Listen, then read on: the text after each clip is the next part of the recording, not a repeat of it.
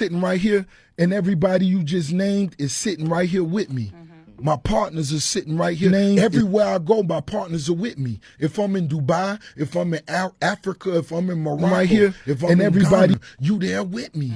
Because I'm a rep this set. You got to show your partners how valuable you are. That's right. Do you just do what's required, or do you go above and beyond? Right. I want to go above and beyond. I never ran from anything because I never had nobody to go to. I've always had that, where I'm going. Home to get me. Ain't nobody there. Right. You know what I'm saying? Like, so I've always been in a situation where I'm forced to deal with it myself, so. Let me tell you what comes on the road to success. If recently, at any point in the last 12 months, you've experienced doubt, if you have a lot of fear or anxiety on the road you're on, or if you've experienced those emotions recently about what you're doing, you feeling like an imposter, like you have imposter syndrome, like nobody knows, I don't really know what I'm doing. You're on the road that I think you should be on, the right road, the road less traveled. Surround yourself with people that's just as hungry and eager to learn, eager to succeed as you are. And don't let nobody talk you out of your vision because they can't see it. I think that's the biggest mistake I ever made because, you know, we all have visions, each and every last one of us. Every human being on earth has a purpose and has a vision or something that they can contribute. It comes to us first by way of a vision, something that you see in your mind, an idea that you have. Nobody else had it, it's yours. And the first thing we usually do is go to our peers and go to the people around us and tell them of our vision. And because they don't have the same vision or they don't believe that they could achieve, properly execute this vision. First thing they say, no, man, you can't do that. What you won't do that for, man? Ain't nobody did. And the first thing we do is like, damn, that might be a dumb idea. Let me just. And then a year later, you'll see another motherfucker who just done got shot through the roof doing the exact same thing that you just said. I wanted to be a gangster. I'm a thug, but I'm a nice person. I'm a thug by survival. I have to be. I just survive, not because I want to be. I don't want to hurt nobody. You know what I'm saying? I want to survive. I want to make money. I want to be in business. I want to do it. But what's honest about the world is that no one's going to let me do that. So that's where the thug comes in. But if everybody just left me alone, I'll be a nice person. I'm not being normal. I'm not a normal person. And that comes with self-confidence. Like, I think everybody in here, no matter who you are, what you feel like you look like, or what you feel like you got against you, I think you should always feel like that you special. That's how I always got girls. Like, a girl didn't give me her number back in the day, I was like, all right, that's on you. I still remember. Seriously, I just always felt like I was special, and some people would call it cocky, but I just believe to make it far, you gotta believe in yourself way more than anybody else would believe in you. Don't let nobody else tell you what you can't do. Here's my advice to you today. Walk away from the 97%. Don't talk like they talk. Don't act like they act. Don't go where they go. Don't specialize in what they specialize in. Throw away the blame list they cling to. Start you a new life.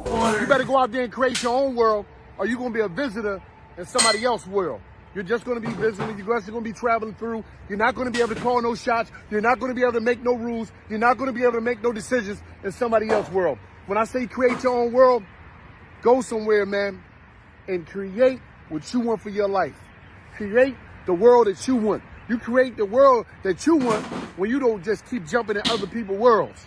When you say to yourself, this is who I am. I'm going to embrace who I am.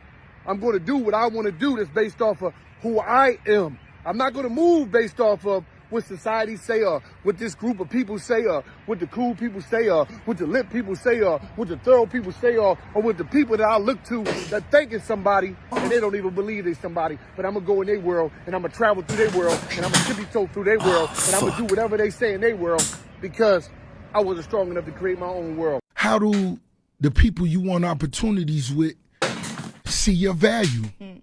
You see how I'm sitting right here, and everybody you just named is sitting right here with me.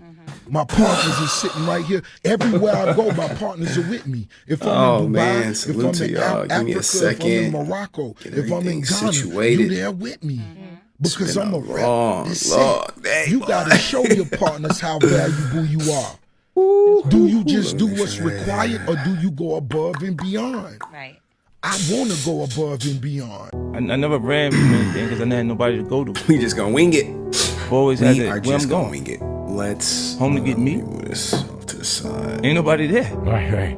You know what I'm saying? Like, so You okay, I've always Henry? been in a situation. No, where I'm not okay. You okay, Creek? No. You okay? Nope. No. If recently, at Hey, any but point we in the up in last here, 12 months, so let's you've experienced let's get it going. Was good, resilient army. Oh, look, man. I swear for goodness, y'all are in for a treat. You like, what's going on? Look. We got somebody.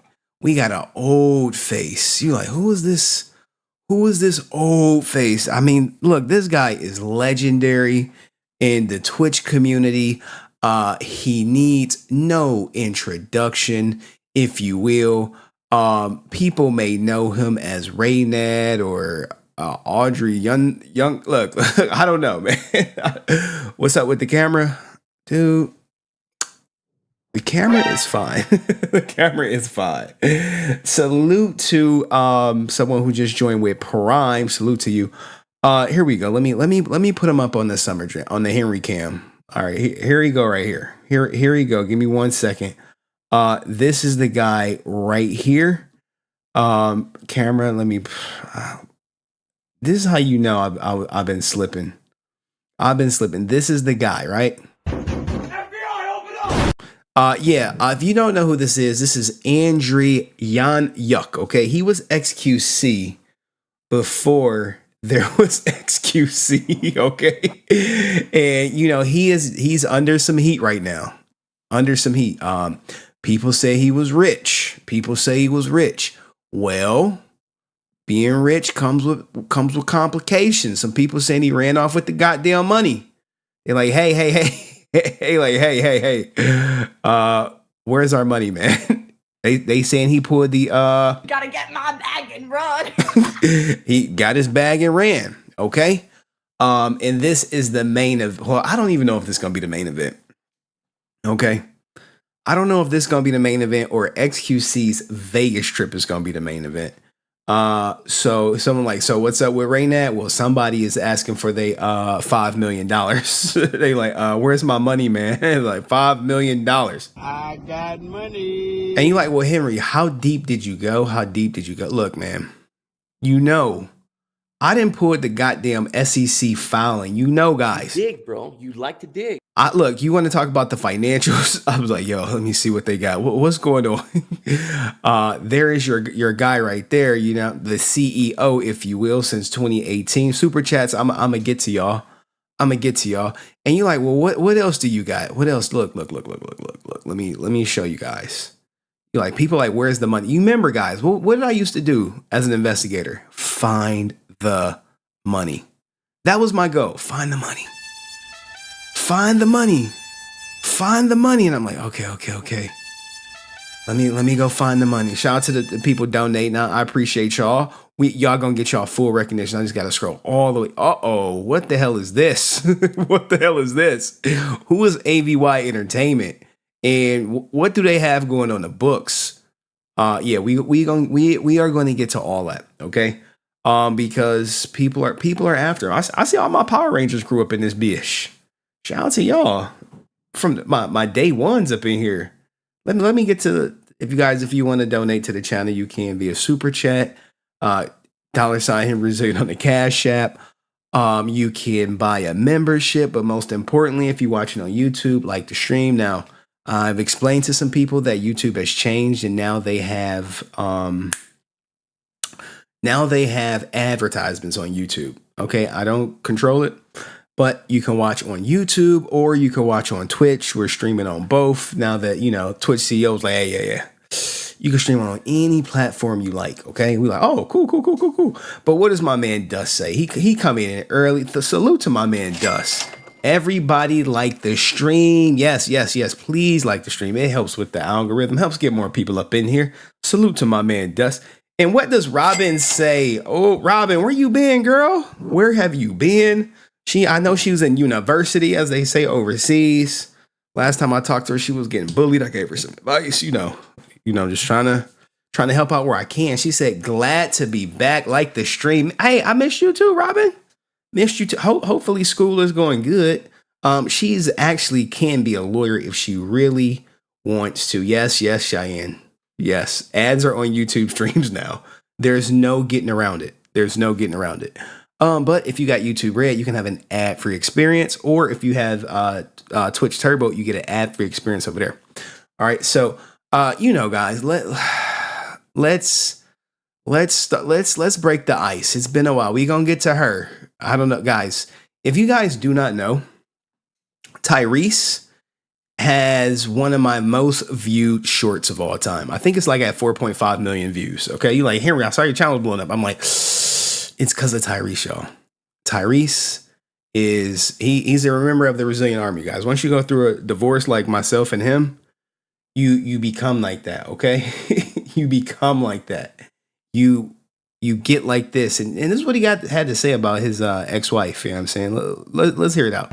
Imagine me being the only actor in a relationship to then realize that I was in a relationship for 5 years with one of the best actors I've ever met in my fucking life. So we just gonna fake the whole thing. We did a whole marriage and did the whole duration of a child and starting a family just to find out that it was all about money. Money. It's still about money. You know, she is the queen of. Gotta get my bag and She run. is not the originator, but she's definitely subscribed to the idea of getting her bag and running at Tyrese's expense while making herself to be a victim and continue to do interview. And we gonna talk to her on that interview. I know I'm a little late. I had my daughter a couple last days, so couldn't really get on it. And guys, I have a fucking enemy nuke, a nuke on my channel, just waiting. Status, transaction. That is the most painful shit you could ever imagine. That is the most painful. It's something that most of y'all will never be able to understand or relate to. Now, only divorce. I'm sorry, guys. You know I get triggered with divorce, and that's let me get to that super chat. Only divorced men really correlate to Tyrese because when he really loved this woman, men are in love, women are often in business. I've said this. Coach Greg Adams has said it, and this is the aftermath of realizing that the person you loved was only looking at you for child support because the prenup she got nothing. And we're going to get to her regrets, too. And her apology. You should thank God for being a guy that makes or a woman that makes, because the wolves come out. Imagine me being the only actor in a relationship to then realize that I was in a relationship for 5 years with one of the best actors I've ever met in my fucking life. It's still a business. So we just gonna fake the whole thing. All 5 years. Whole marriage and did the whole duration of a child and starting a family just to find out that it was all about money. Yeah. Status. All right, and here's the thing, guys. I even got an update on my goddamn divorce. You're like, Henry, I thought your divorce was finalized. I'm like, look, me too. me too. Let me hear what my man Dust got to say. I want good news today, man. Good news today. My man Dust says, Henry, the package came in, the one I've been waiting for. Can't wait to film the unboxing. And if you film that unboxing of the package I think you talking about, the next Power Rangers stream, we will definitely cover that on live, 100%. And look, my man Dust believes in me, guy. He believes in the content. He is like, look. I got money. And if you get a membership by Dust, which I see like the memberships went quickly, make sure you spam his emoji. And every membership, guys, it comes with a free super chat. Free. Compliments of Dust now. So all you got to do is go to member chat and it will illuminate and alert me to it. But yeah, we're going to get to Tyrese. But let's start off a little light, guys. We do have a black woman out here, or a white woman supporting black women. We need that at a time like this. The country may be a little bit divided. White woman in America, and I stand for the rights of all black women in America. I'm a strong white woman, and I stand for every black woman that walks this earth. We are all beautiful. We are all amazing. And Nicki Minaj is the queen of rap. Always remember that. Remember it. Okay, remember it. It's a lot of races be fighting, but it's good to see white women stand up for black women. In a time like this, we need it, guys. We need to come together. We need to come together. All right, we need to come together. All right, I'm gonna play it one more time for our strong white woman right here. I am a white woman in America, and I stand for the rights of all black women in America. I'm a strong white woman, and I stand for every black woman that walks this earth. We are all beautiful. This is the reverse Rachel Dolezal. All amazing. Okay. And Nicki Minaj is the queen of rap. Always remember that. And I'm not sure that may have been a naturally born. I am a white woman in America. What I could tell you, right, is from the background. And I stand for the rights. This may be some low income housing. You like, yo, Henry, the background, that does not look like, look. This background right here, I think may be low income housing. Only reason I think that is because I know all about low income housing. My Project Princess back in the day, and I dropped. God damn. God damn. Dust is like, shut up, Henry. I got money. Jesus, the foundation is casket ready. Yeah. Oh my, thank you, Dust. He was like, get her off the screen. All right, got it. Now, we shout out to all my BBWs up in here. And let me refresh this because I may be snitching on myself low key. You know what I'm saying? Like, Henry, what the hell? Yeah, boy. All right, there we go. Let me make sure shit going. All right. Cool. Sorry about that, y'all. BBWs. Where is San up in this bitch? Where are my BBWs at? San, where you at, girl? Where you at? All right. People think BBWs be having a bad name. All right. And some people be on that shit like, no, I can't mess with no BBW. And if you saying here, now this is for saying, the crazy thing with saying every now and then I'll be like, hey, saying this one for you. I'll be like, for you, my number one on some Usher type shit. You know what I'm saying? But this is for the BBWs. Now, look, guys, I am not a stranger to talk about my experiences with, I've been with, women of all races, all sizes. I don't discriminate per se. Okay. It all feels the same pretty much. But this brother right here, I know. Yeah, that brother's starving. He's about to tell you the truth about BBWs. If you're a BBW, you know what I'm saying? You need to let me know if he's speaking facts or fiction. Or if you've been with a BBW, say fact or fiction in the comments. A lot of guys, we love BBWs. Right. For one, they're nice. Most of them got good jobs. Mm-hmm. And the most important thing that probably most of us run into, that pussy be good. BBWs got that warm honey bun pussy.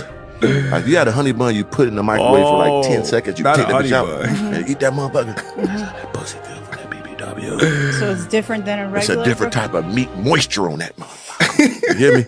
I love a BBW. Now, but I tell you the truth. Yeah, that brother's I know he probably didn't ate some BBW. I mean, what guy really hasn't, you know what I'm saying? But what do you guys think? Is he talking facts? Is he talking fiction?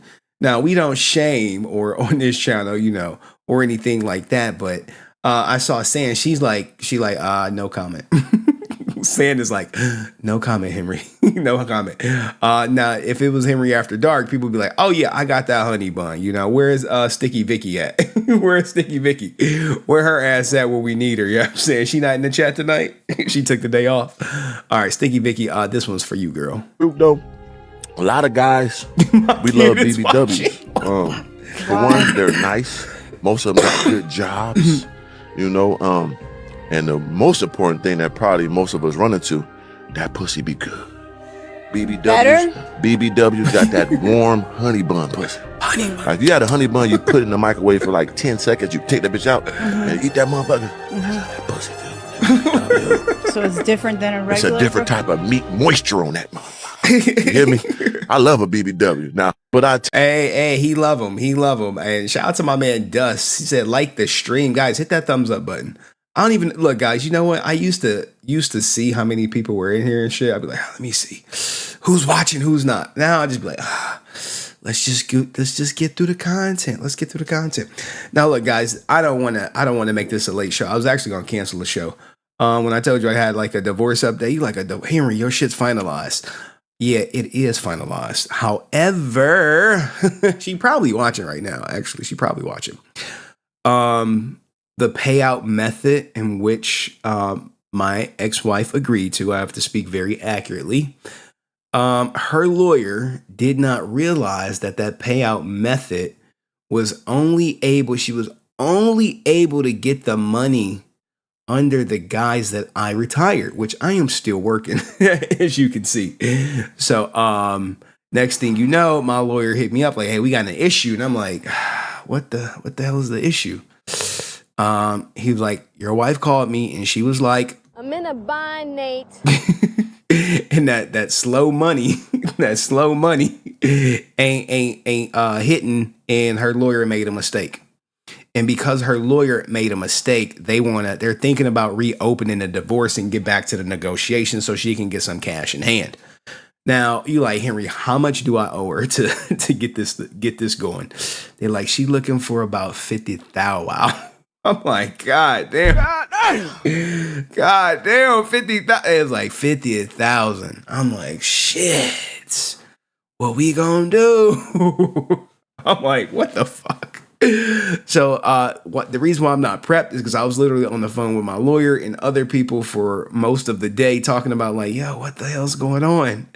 So I'm like, here's the thing. I'm like, all right, let me see about like paying her this exorbitant amount of money. Like, let me get this. My scene all messed up. My daughter been over here. Let me think about trying to figure out like, all right, how can I go get her this money that she wants, or she's going to try to go open a divorce back up and then go for more. Like, God knows what she's going to ask for. If she get this divorce back open, who knows what she's going to ask for. So I'm like, all right, let me call I'm making some phone calls. I call an account and they're like, hey, this shit's still frozen, dog. I'm like, what do you mean it's frozen? They like, your account is frozen because it looks like you were going through a divorce. I'm like, it's the divorce is done. They're like, well, we got to see some paperwork. And after we see the paperwork, then you can have access to your money. Like, God forbid it's like some crisis where I like need a large amount of money or whatever. So it's like, so give us 2 to 3 weeks for you can get access to this money or whatever, provided we agree that your paperwork is legit. And I'm like, all right. So I call my lawyer up and I'm like, look, offer this small amount that's not 50,000 or whatever, and see if she will take some off the keep some in the account that she can't get till I retire. It was like, I'll give her this. I think I was like for like 10,000, take 10,000 off, and then I'll make payments on your birthday. I was like, I'll give her some money. I'll give her about 5 figures every birthday just to get this going. But she works. Yeah. What is her deal? I'm in a bind, Nate. She broke. What the fuck? You want me to tell you? You want me to tell you? She's broke. She's broke. Well, I don't know what to tell you, man. She's. If you were here for my divorce stream where I put out where I may or may not divulge some incomes, you would be like, yo, what the fuck? She made way more money than probably a lot of people. But, just because people make more money, that doesn't mean they manage it well. You know what I'm saying? They manage it well. It's like the 150K. Here's the thing, the 150K, she was like, we can't touch that until he retires. She was like, So like the way it works, right? When I signed off, like, okay, here, yes, this money is hers. She can get it. Okay. She can get the money. They were expecting a check. So they reached out to the company that houses all my money. And it was like, nope. No. When he retires, you can get the money. When he retires, you can get the money. Then they shuffling. I'm in a bind, Nate. Because your rent's due, motherfucker. What's coming up, guys? What is coming up? The first of the month is coming up. The first of the month is coming up. So I'm like, and look, the 5 figures I offered her, I was like, I can get it to her in 48 hours if she agree not to open up the divorce. And we establish a payment plan. That was my thing. So, and it's enough money to consider it, to be like, damn, but not enough to like lightly just dismiss it. You know what I'm saying? It's not going to change her life, but it'll definitely keep her afloat. You know what I'm saying? And then that'll just be more money I have when I retire, which, I mean, it doesn't, it doesn't really, like, I'm not even thinking about retirement, but we'll see what happens. So I gotta make some phone calls tomorrow. So that's why my stream is not as prepped and polished as I normally would have it, because my free time, I'm on the fucking phone, I'm like talking, and then like I'm not, I don't want to trauma dump, but I'll just leave it at that. All right, so shout out to my man Dust. He was like, he said, God damn. I know, man, like you, I thought it was over. And here's the thing, guys. I'm gonna be very honest. I have been not so nice in my Facebook, my Facebook group. I have not been nice. I've been talking about alimony. I've talked about child support. I've talked about everything under sun. Now, I didn't go full scorched earth, but even my sister's like, yo, people are asking what's going on with you based on your Facebook posts. I'm like, oh, you know. So that's my life. Yeah. Here's the thing, right? I think the plan was that she may or may not have promised her lawyer, based on the settlement that they knew they were going to get, that whatchamacallit, that she would pay their attorney fees out of that. And oftentimes lawyers will 100% take it, right? Facebook post welfare checkup. No, this is my personal one. This is the one where I got like the people I went to high school with, the people I went to college with, family, friends. Maybe we got some mutual friends, and like when I be talking my shit on Facebook, right? I can see when people send my shit off, like, because here's the thing. I went to go see a funny ass comedian. And I know we getting off on a tangent, but we chilling, right? We family.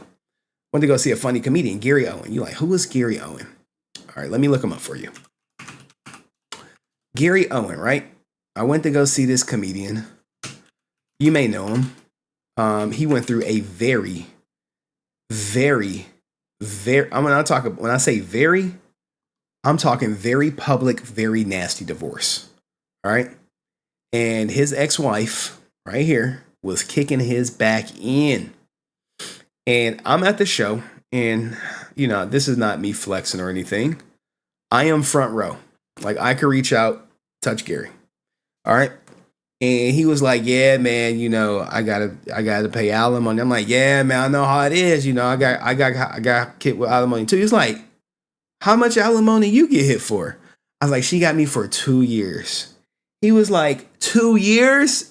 That ain't nothing. I got to pay alimony for 9 years. 9 years.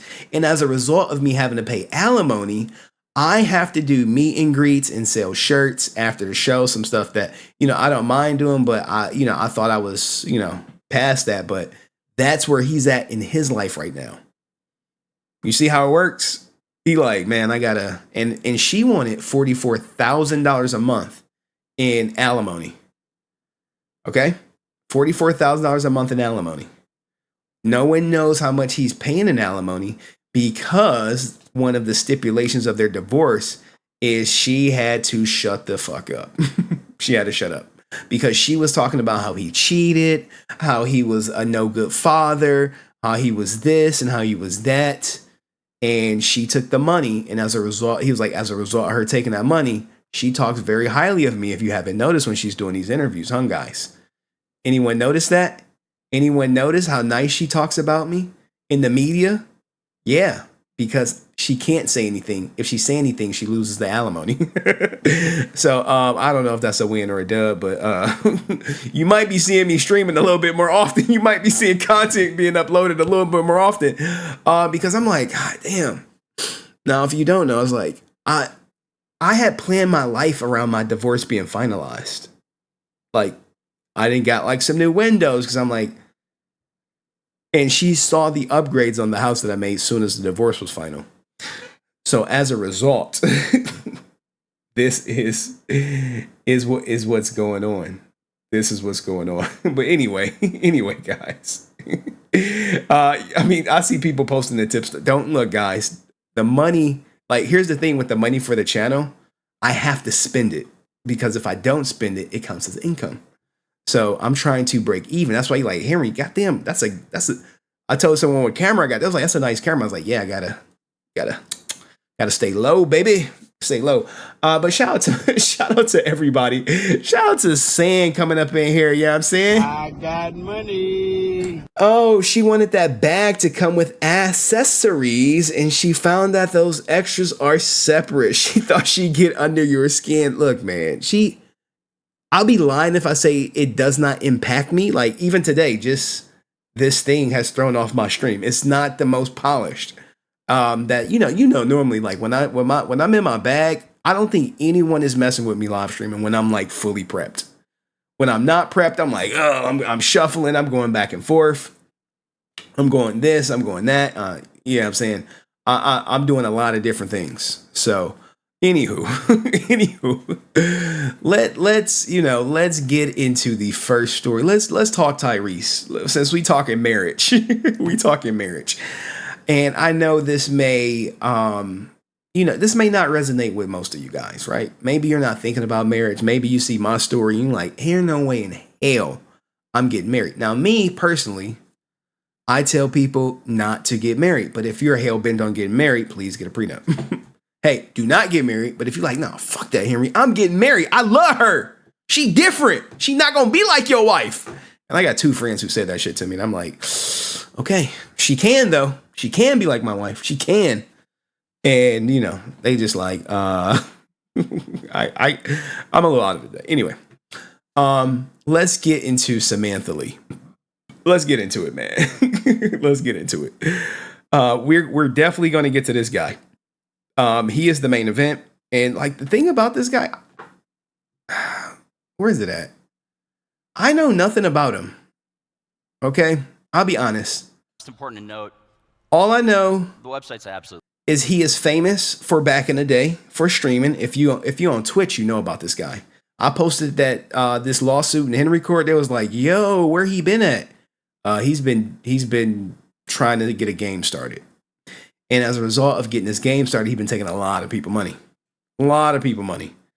And they like, where's the game? And he like, we working on it. Yes. He was massive in Hearthstone back in those days, right? Well, the game is still being played for the most part. Oh my God. My man Dust is like, look, man. He like, chill, Henry. I got you. My man Dust. What does he say? Do you miss your pots and pans? You get better ones. Oh, snap, man. The crazy thing is Dust was here for like me just talking about my divorce. I mean, when it first started, like when my channel first, I'm out of it. Sorry, guys. When my channel first started, it was me covering the Green Ranger's divorce. And then I started talking about my divorce and like, all the shit that she wanted. For new people here, she wanted some cake pans. I used to have them right here. Like, yep, cake pans. And I literally, it was listed in my divorce, guys. If you go through my channel when you look up some of the divorce stuff, you will see. And she wanted the lawnmower, some couches. Like, it's just ridiculous. And now she's like, I want $50,000 or I'm going to open the lawsuit. Now, here's the thing, right? Here's the thing. To open it back up is probably going to cost me $20,000 anyway. All right. So you got to do the cost analysis. say just give her the $20,000 it's going to cost you on legal fees. So, I'm like beside myself because I'm like, what the fuck? So it's like to pay her off. It's a lot of different options I could take. One would be to sell the house, which the goal is to keep the house to give to my daughter. And so that is the absolute last resort. And like, I would lose so much money on selling this house just because the interest rates are bad. The second option is to take a home equity loan or something. That's like 10% interest. Equity lines of credit is just trash right now. Refinance the home. That's still about 10%. Trash right now. So it's like literally I'm like, oh, this fucking bitch. That's where I'm at. So I'm like out of it. And like at any moment, she can say, fuck negotiations. I want the divorce reopened. And it's reopened just like that. So this is the type of person I have to negotiate with. And it's not the best of feelings. But I don't want to fucking bring this stream down. Like, shit, guys, look, no more, well, I was going to say no more divorce talk, but we're about to talk about Samantha Lee, guys. I'm a little late on this, but here's the thing. I've been talking about her from the beginning, guys. From the very beginning. I've been the fact that I knew that. Oh, this is where I left off at. But I got my timestamps. All right, so we got this 11, and then we got a whatchamacallit. Give me a second. You know what I want to do? Let's go to popcorn. Popcorn right here. Only reason I say it's popcorn because it saved it as my scene as popcorn. All right. But anyway, guys, enough about my divorce. Here's the thing, right? So she signed off on it, right? I signed off on it. A piece of me is like, no, you signed the agreement. You must stick to the agreement. But my lawyer's like, well, you know, she can open it up on some technicality. So anyone, any news on No Pixel? I checked today and no, nothing new, which is odd because they had the hearing on the 11th. And I'm just waiting, just like everyone else who's waiting about this No Pixel stuff. All right. So anywho, let's talk about Samantha Lee. We're going to talk Samantha Lee.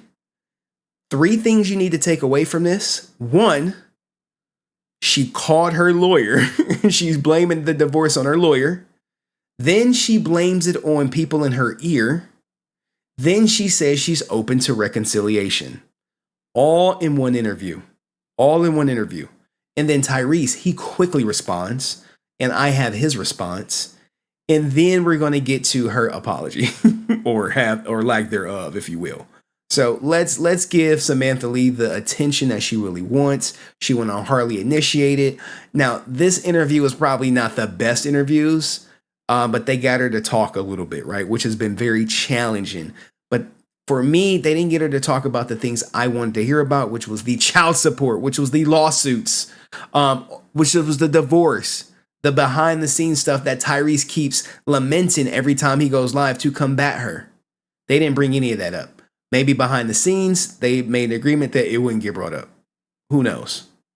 That unforgiveness, if it's left unforgiven, turns into bitterness. And that bitterness can build a fence. And that fence becomes very hard to feel when you build that wall up.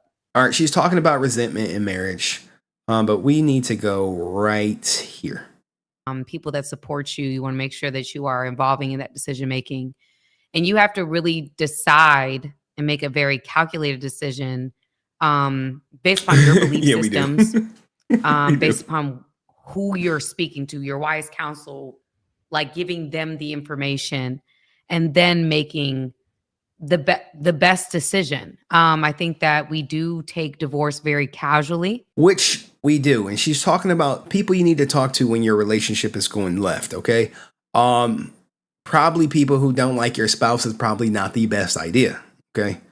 Probably want to talk to people who love your spouse. Probably want to talk to people who's pro-relationship, pro-marriage, all that good stuff. She's going over it. She's about to get to the part where she says she was emotional and she called her goddamn lawyer. And I'll admit, I probably looked at it a little less intensely as I should have. That's me looking back on it.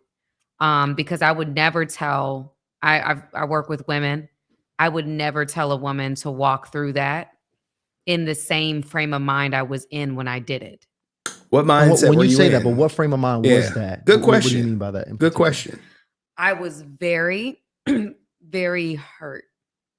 I was very angry. And I remember like when I made like the decision, I was like hysterically crying on the phone with my attorney. Wait, what? That was not the person I should have been on the phone with when.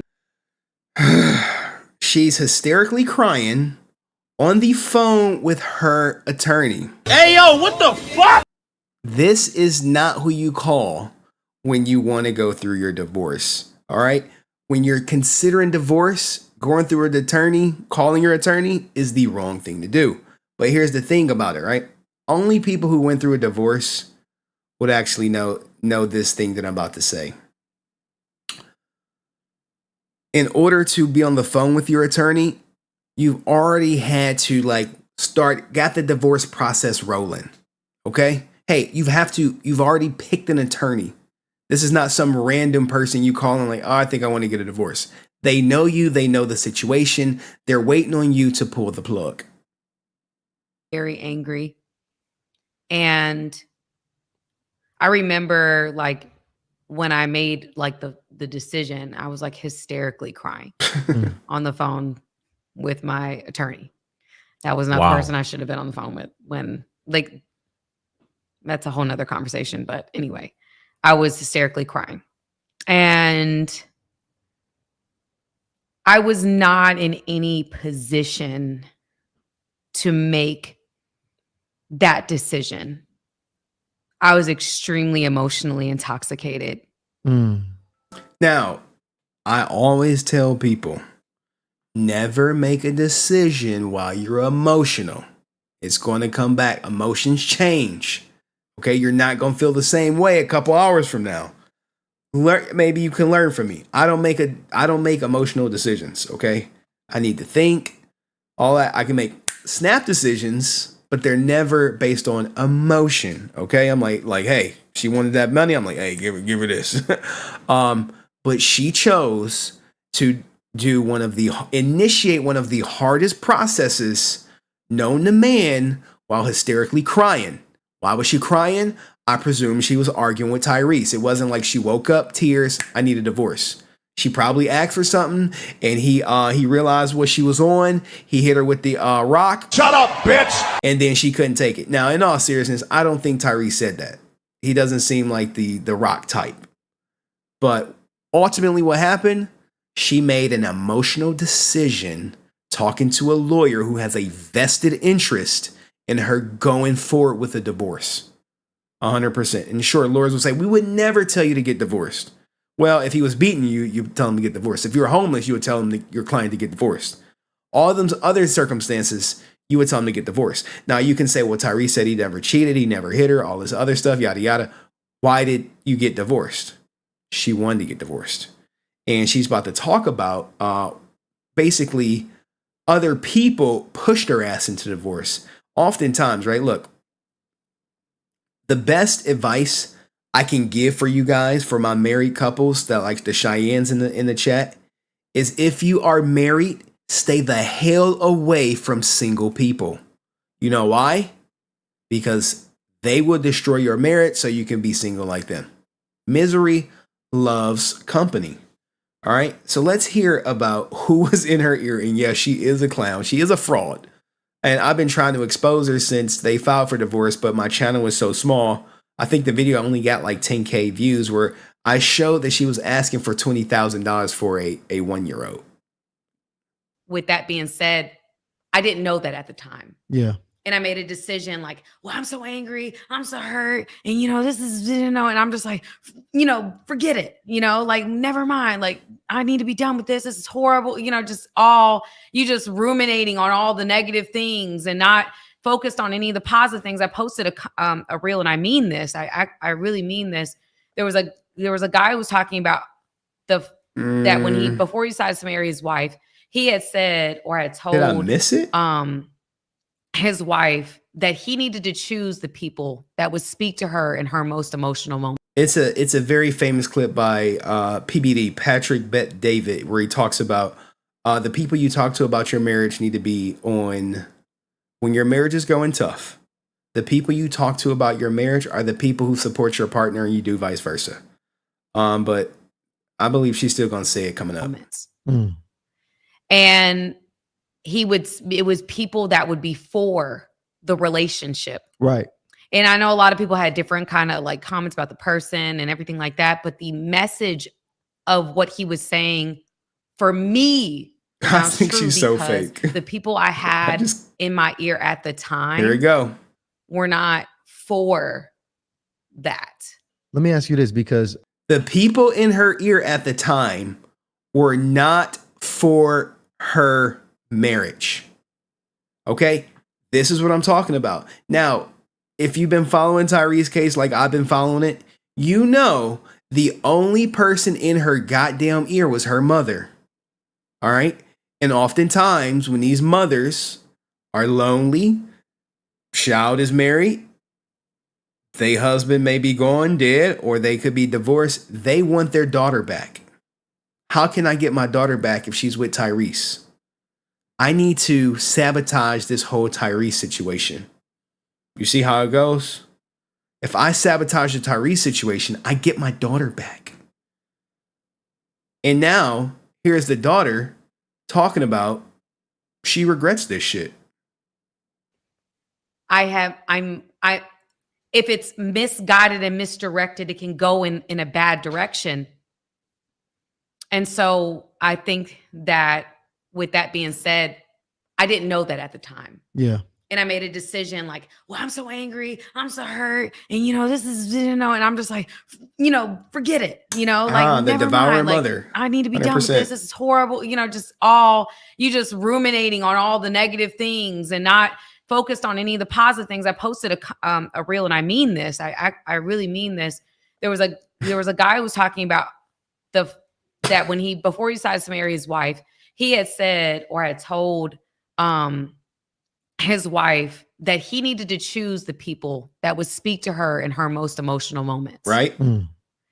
And it was people that would be for the relationship. Right. And I know a lot of people had different kind of like comments about the person and everything like that. But the message of what he was saying for me resounds true, because the people I had in my ear at the time were not for that. Let me ask you this, because I think that's such a good point. Like, when you're even in that spot when you're emotional, yes, you're in the pit of your relationship. Yes. It's so important to make sure you have people who are pro-marriage, pro-relationship, pro your 100%. current relationship, 100%. to be able to help, you know, as much as possible, 100%. make the best decision to keep the marriage going. Yeah. When everybody may not have access to that counsel. So let me ask you this. Here we go. If we can go back, and if I were able somehow to insulate you with a pro-marriage, pro-relationship community, do you think you still would have actually gone through a divorce? Not at that time. Damn. Okay. Damn.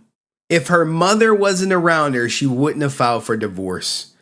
This guy, he was starving for her. Like, if you watch this whole thing, he was starving for a little bit.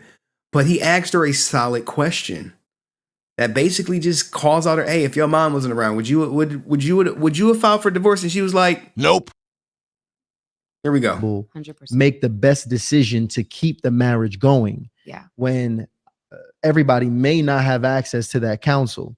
So let me ask you this. If we can go back, and if I were able somehow to insulate you with a pro-marriage, pro-relationship community, do you think you still would have actually gone through a divorce? Not at that time. Damn. Okay. I don't know what would have happened. Damn. Oh, I've never said this publicly. Well, this is what we do. Harley This is initiated exclusive, baby. Delano, make sure you zoom in on this. It gets Don't deep. actually no. I want to deny myself. I want to deniability. Yeah, no, I Spit it out. the truth about the matter is that if I had different people in my ear at that time, I would not have made that decision. No. Wow. Damn. I wouldn't. And that's the truth. I try my very best at this point in my life to be what I didn't have in that moment. Because I think that I was women were like, I'm an extremely emotional person. People that know me I know that people about like me. God. God damn, right? Hey, if my mama wasn't around, I wouldn't have filed for divorce. And hey, I mean, you hear it from her. This is straight from the horse's mouth, if you will. Now, keep in mind, her divorce has generated almost $1 million from Tyrese, right? Almost $1 million. And she also would admit during the interview that she's open to getting back with him. Let me get to it. Let's that I'm one that and it Are you now in the spirit of potentially even being able to rekindle a relationship, like rekindle that relationship? Is your spirit in that place, or could it ever go back to that place? it's loaded because of the fact that there's been so much that's happened, like there's been so much that's occurred. Okay. Here we go. Listen to her. What's she about to say? He's my daughter's father. So I would say this. I would say that if we were both going to show up and we were both going to fight for it equally and sacrifice equally, like, things that I needed and, things that, he needed. I wasn't perfect. Come on. Yeah. Your girl ain't perfect. Duh. I would say that if we were both willing to fight and we were both willing to do certain things, then yes. Are you now? She would get back with him if he was willing to fight. Now, what do you guys think of this? This is just part one. Part one. Now, what often doesn't happen, right, is when she gets on her platform and she gets to talk her ish. Excuse me. Men do not get a chance to talk back. And often when we do talk back, we're bitter, we're hurt, we're jealous, we're mad, we're this, we're that. All right. Let's hear what Tyrese had to say. And we're not about to listen to the whole thing. I promise you we not. But I got to give my man Tyrese his just due. And shout out to him if you on the Henry Resilient Clips channel. Here we go. He has to respond. He can't help himself. Hold on. Look, man, I was not going to respond to this video of my ex that's now gone viral. She is loving it. Congratulations, you went viral again over something else that you said, because you're trying to build up your YouTube page and get your followers up. Listen, man.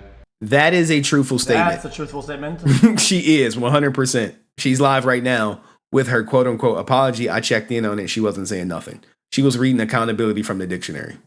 Listen, if you had people in your ear that influenced you into leaving your husband and your 1-year-old child, your innocent 1-year-old child, we both were divorcee kids, grew up in toxic environments, torn in between our old family, new family, stepfather, stepmother. That's a life that we both lived. And you packed up a 1-year-old, put a COVID mask on top of the Ring cameras, and I was literally in an airplane on my way home to fight for my marriage and my family. Now, his story has not changed one bit, yo. If you've been watching him, he been saying the same story from day one, interview after interview. And look, I even made fun of him at first. But now, I'm pro team Tyrese. I mean, yeah, he's good for laughs. He's good for clicks. But like, I know what it's like to go through what he's now. The packing up shit, I got some advance warning. It was like, I'm out. But this is tough for a man to just grasp and account for the whole $1 million in legal fees, which he's about to touch on in a second. You're heartless. None of your friends recognize you. This is all about money. If you had friends in your ear, you're lying, you're gaslighting, you're playing. The only person that was in your ear was your mama. Oh! Her name is Patricia Randolph. You didn't have people in your ear. The amount of people that was supposedly in your ear, you also had a whole lot of people like Aventer Gray, Taffy Dollar, Creflo Dollar's wife, who married us. You had a whole lot of people in your ear telling you that you're about to do something stupid, impulsive, and y'all are actually not going through anything that would make you want to leave your husband. Let's go even further. When Aventer Gray and Pastor John Gray were having their own marital issues at the time, you arranged a therapy session with Aventer Gray at our house. Damn, man. Look, man. I people hate Tyrese for doing this shit, but I actually love it, guys. I'm like, yes, air her out. Do not allow her to just get away with this, okay? Do not allow it. Because if you allow it, then you really gonna be looking crazy out here. All right. And the goal of my channel, my show, what the hell have we been doing since day one? Exposing people. Low-key exposing. Low-key exposing. And this is what Tyrese is doing. Every time she comes out and say some shit, he like, nah, I'm not. He's not sitting by and staying quiet and letting that shit ride. He like, nah. And Chad is right. Thank you for the membership. 7 months in the building. Salute to you. You know what I'm saying? He's exposing her. Every time. And here's the thing. Most people have no idea that that's his wife. When they see her on YouTube, they just see, oh, who is this woman giving out this dating advice? Who is that? She cute. What's she saying? She's sticking up for men? Yeah. She talking about, women need to do this and women need to do that. And men are, up here and all this other bullshit. This grifting, if you will. And when she walked out of her therapy session, she walked into the foyer where the bumblebee is, and there was 50 boxes with like 7 or 8 people there packing up all the shit to leave the house. And I was in an airplane on my way home to try and fight and save our marriage. This is tough. So if you had people in your ear at the time, they must be still in your ear, because you're still trying to get $20,000 a month for a 5-year-old. You make $160,000 a year on your own. This is all a game. You're clout chasing. You're something that I don't even know. A simple woman, not into materialistic things, don't care about fame and mansions and popularity. You're everything that you told me and all of your friends and loved ones that you wasn't. And here's the thing, he is cooking. And this is what they say to get you to the altar. No, I'm not about, your money is your money. My ex told me that. Your retirement is your retirement. My ex told me that. I would never put you on child support because I know you would be a good father. These are all the things that I was told to get me to the altar. And ultimately, when the marriage collapsed, these are all the things that she went back on and made sure she did. She made sure she went for the money. She made sure she went for the retirement. She made sure to put me on child support. And there is no one who sees my daughter more than me, because you know what? Who did my daughter eat dinner with today? Did she eat it with her mom? Nope. She ate it with her fucking grandmother, because all she wanted was the child support adjustment. And then meanwhile, grandma's raising my daughter. 100%. But let's keep going. If you wanted to be famous, boo-boo, that's all you had to say. You didn't have to play this game that you wasn't. Now you out here playing on single mothers and their emotions. 100%. Playing on women that are actually in abusive relationships and fucked up marriages that are toxic and dark and dysfunctional. That's not what that was. You think I would have a song entitled I Don't Think You Ever Loved Me if I didn't really feel that way? You think I would have a song out called Love Transaction if I didn't realize that it was never love, it was just a transaction? This shit is about money. 100%. You've hired 3 law firms trying to fucking suck me dry. I'm approaching $1 million in legal fees, and we had a prenup.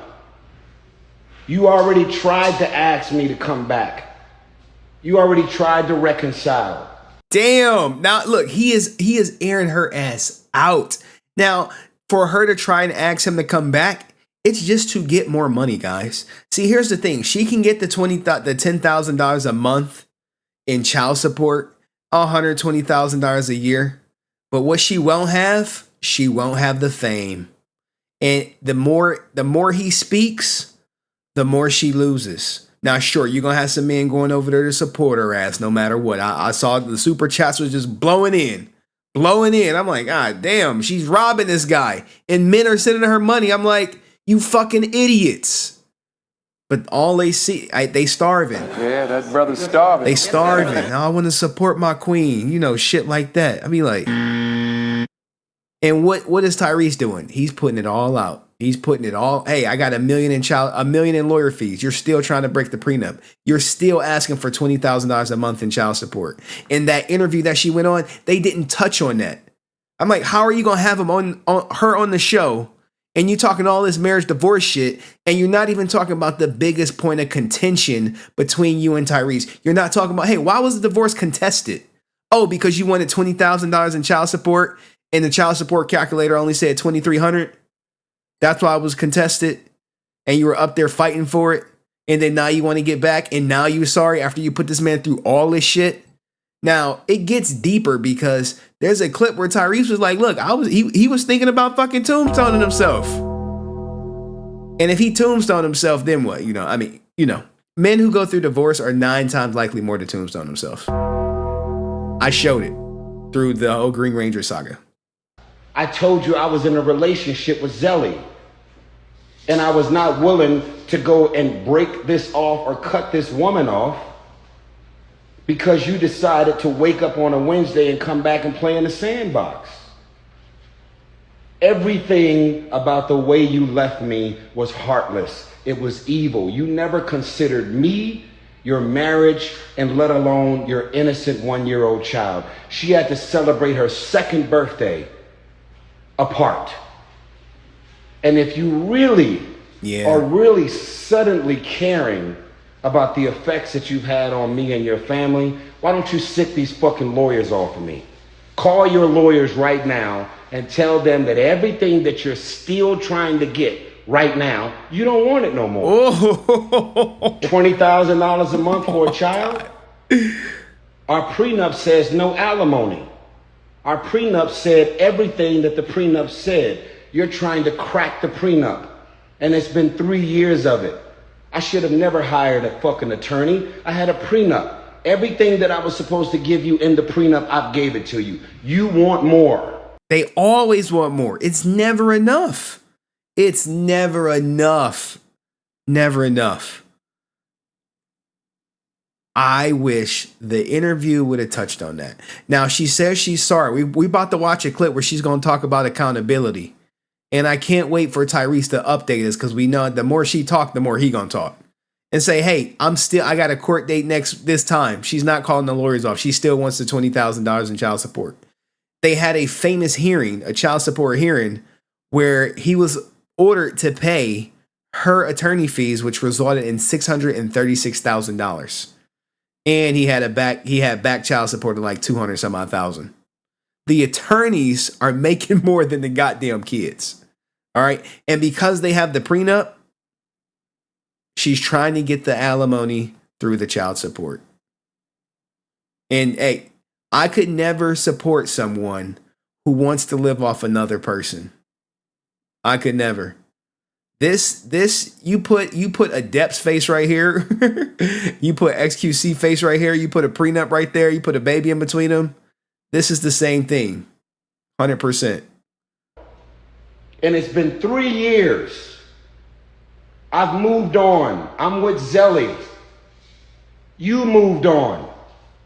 I don't even want to tell niggas the first nigga you started dating when we broke up. Because you're going to go viral from that. If I were to tell niggas who you started dating as soon as we broke up, you would go viral from that. Who was the guy, yo? Does anyone know who she was dating after him? Like, seriously, just out of curiosity, I want to know the brother who was like, yeah, I know. Like, who? Now, look, guys. Every 99% of men would have sex with her. 100%. Easily. But you can't be seen out with that. You can't put a ring on that. You can't have her by your side. It is, hey, I'm going to come in. I'm going to come out. We Netflix and chilling. All you want is attention. You want Facebook followers. You want Instagram followers. You're trying to be a life coach and you trying to get niggas to drink the Kool-Aid. You fucking with a real one right here. He's pissed. Everybody can see through your bullshit. I may be alpha. I may be loud. I may appear to be a narcissist, as some niggas would say in the comments. Girl, you was good to leave that nigga. He's a narcissist. No, she's a fucking narcissist. Tell him, Tyrese. He was like, this how he feels for the comment section. Shut up, bitch. Like, exactly like that. Not only is she a narcissist, but she's a sociopath as well. God damn. And what is a sociopath? Someone who will maliciously and vindictively do some shit, fuck over you, hurt you, be made aware of the fact that they inflicted trauma and pain on you and not even call you and text you to say they sorry. Did you think about the effects that it was going to have on me or our innocent child when you left me the way you did? Damn. Did you think about anything? No, it's all about Samantha. So now, go ahead and chase whatever career you're trying to chase. Go ahead and go viral. Go ahead and keep doing your goofy ass podcast and Miracle Mondays and whatever the fuck else you're trying to build. Over here, I don't want no one to confuse me releasing songs the way Adele released songs about her ex-husband, the way Jasmine Sullivan and Mary J. Blige release songs about their exes when they get cheated on, lie, get fucked over, when they go through painful relationships that come to an end. Man. I don't want no one to confuse me releasing songs, singing about how I feel about Samantha with confusing me wanting this woman back. If I wanted her back, I would have got her back. I don't want Sam.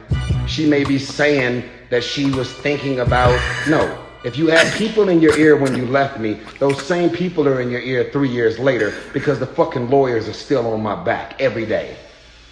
Go sell this shit to somebody else. Look at every interview I've done, from Sway in the Morning It's to been the Breakfast same. Club, to everything that I've been posting and everything that I've been saying. And if you don't like me, nigga, I don't like you. God damn. I don't need none of you women in my comments saying they like me. I don't care to be liked. I got my heart broke. I was married. I was with this woman for 5 years. I never cheated. I got more access to pussy than most niggas I know. I was a good man, a good husband, and very, very focused on my family and my children. Damn, man. And the $2,500 or $2,600 that I was giving Samantha since she decided to leave me, I was giving her that for 2 years straight without a court order. Find another nigga. Okay, I think he cut out. he was having some internet issues, but god damn, was he not who cooking? Decided to leave your husband without a court order. Find somebody else that's gonna cut a check for $2,600 without the judge making a judgment for you to do so. I'll always take care of my kids.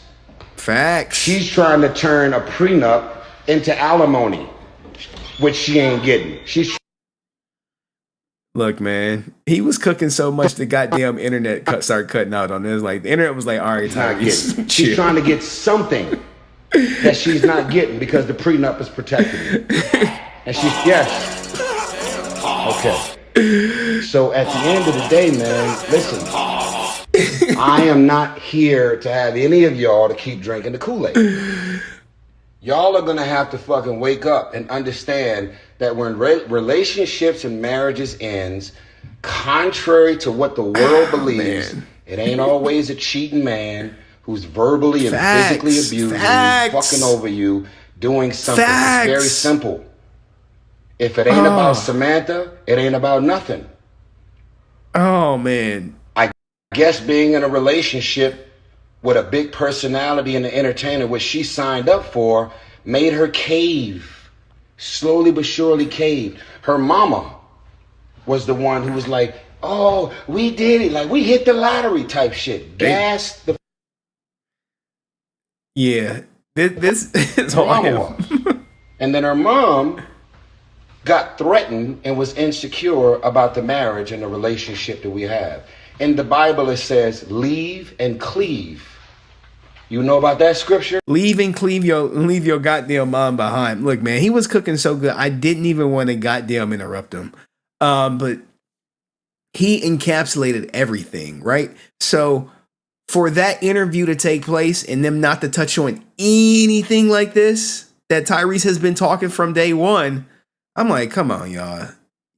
Y'all wanted her on the show for clicks. Look, it got some clicks. It got some clicks. Now here is her goddamn apology. Now here's her apology right here. On my platform, and I can't say that ask for people to take accountability for their actions, and I don't take accountability for mine. And so at the end of the day, I'm always I can't preach, oh, accountability, or say women should take accountability. And I don't. I think that it's important for me too, without shading somebody else, without saying, oh, they did this or they did that. And a lot of times we can get into that. We can get into blame shifting and doing a lot of things instead of just sitting in that seat and just saying, you know what, there are things I could have done better. And hopefully somebody can learn from my mistakes. And so at the end of the day, that's the goal. The goal of all of this, this platform was not, I didn't earn this platform. You earned it off Tyrese. God gave me this platform. And he called me to be obedient. And he called me to be honest. And on my platform. But she's so and deceitful. He called me to be authentic. And whether that means that people say negative things or not, I'm going to be faithful and I'm going to be honest and I'm going to trust God with my honesty. Look, when they can't get you to buy into them, to the shit that they're selling, they always go to God. God told me to do this. God told me to do that. My ex is in church 3 times a week. 3 times a week. Every Sunday, Wednesday, and Friday. Church. What is she trying to do? Or what is she doing? Robbing me. Same as Tyrese's ex-wife. Robbing him. And obviously this was unintentional. Unintentional? This is unintentional, but at the end of the day. How is it unintentional? She was the catalyst to all this. This is like someone saying you made me hit you. I didn't plan it, you made me do it. Did I hit you first? No. Day. God, I trust God. Hopefully somebody got to Jack, no. Get something from it. Like, what the hell? And that was the goal. So I will be going live. Look at this. On today. On Wednesday night, 7 p.m. Eastern Standard Time on my YouTube. And if you guys want to go, you can go there. But at the end of the day, I'm going to stand in my truth. She don't say nothing though. I can get it as much as y'all want to give it to me. But she ain't saying shit. Where's her apology? Men say that they want women to take accountability, right? But then when a woman does, she's saying all this shit with a smile on her face. Do you think she's bothered? Does she seem agitated? Does she seem remorseful? There's a lot that comes with that. And so I think that you have to understand the front side and the back side of the blessing. But ultimately, I'm going to be honest. Oh my God. And I'm going to trust God with my honesty and my authenticity. So, oh my goodness. Hopefully somebody can learn from the full interview. Okay, look, I watched the full interview. You ain't really missing too much, guys. But otherwise than that, I'm going to go live on my platform, YouTube. Yep. Hey, come check. 7 p.m. Eastern Standard Time. This was the whole Fresh and Fit thing. Remember when Fresh and Fit got demonetized? She's like, yeah, we demonetized. Come on over to Rumble. Hey, I'm gonna hold myself accountable on my YouTube channel the next day at 7 p.m. YouTube. And I bet you she live right now. Y'all want to check in on her? I mean, what do you think of this whole situation? Whole situation. They said she's just reacting to the live stream that she was on. We could pop in for a quick second. Damn, it's over. It's over. It's over. It was only an hour and 36 minutes. Did she say anything? Of what happens as a result of your own choices and actions. That was she. When I checked in, she was reading accountability. But again, married is the key word. Being married is the key word. That's right, Hustle Bunny. Being married is the key word. Now, here's the thing. You see that Cash App going across the screen right there? This came up in their court case because they was like, this is income. You getting Cash App. And then some people said she was a sugar baby. That's right. You had to pluck out your eyes, Nikolai. That's right. It's harder today than it's ever been. Listen, POP. She talking to chat. Truths. You would live life well. I'm sure in her live stream when I watch it later, I'm sure she said any and everything but sorry. I'm willing to bet a lot of money that I'm willing to bet that be the case. Damn. Anywho, she is cooked. She is, man. Like, here's the thing, guys. When you come across these ultra fake people, and when I say fake, I just mean disingenuous, right? Disingenuous. The people who say that's like, imagine if I told you guys not to get married, and then you was like, yo, y'all found out I was secretly married. You'll be like, yo, Henry, what the fuck? You know, shit like that. Or imagine if I was collecting alimony, or if I was collecting child support, or imagine me taking my ex back to court trying to take more money from her. Imagine if I was doing shit like that. I would not have a following. I'll be like, oh yeah, he a fraud. He's a fraud. All right, now look, guys, let's go straight to Reynad. Y'all ready for Reynad? Y'all ready for Reynad? Give me a second to load up some stuff, if you will. And we'll save XQC for the end because I want to end on a positive note. I do. I so desperately do. And here's the thing. Let me go through my React Live. This is the playlist. So we got all this XQC stuff. Open link in new tab. Open link in new tab. And then I actually wanted to react to the XQC ex-girlfriend ruined his life.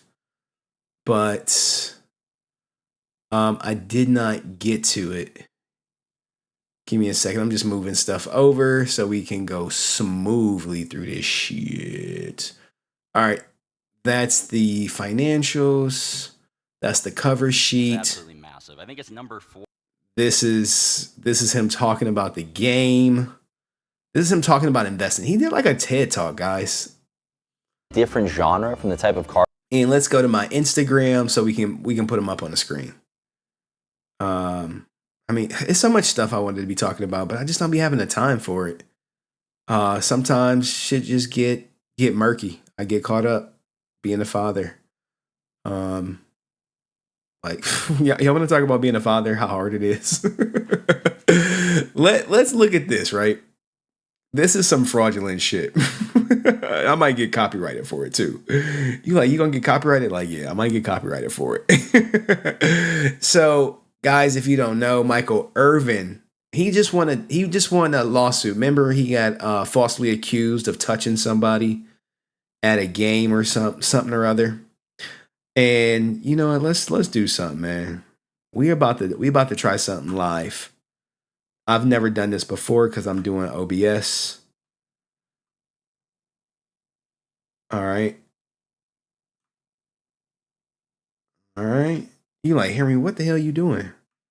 I'm like, I'm learning OBS, y'all. I'm trying to play with these layouts. So in the future, they're set. Right? Don't this look much better? All right. Don't this look much better? All right, cool.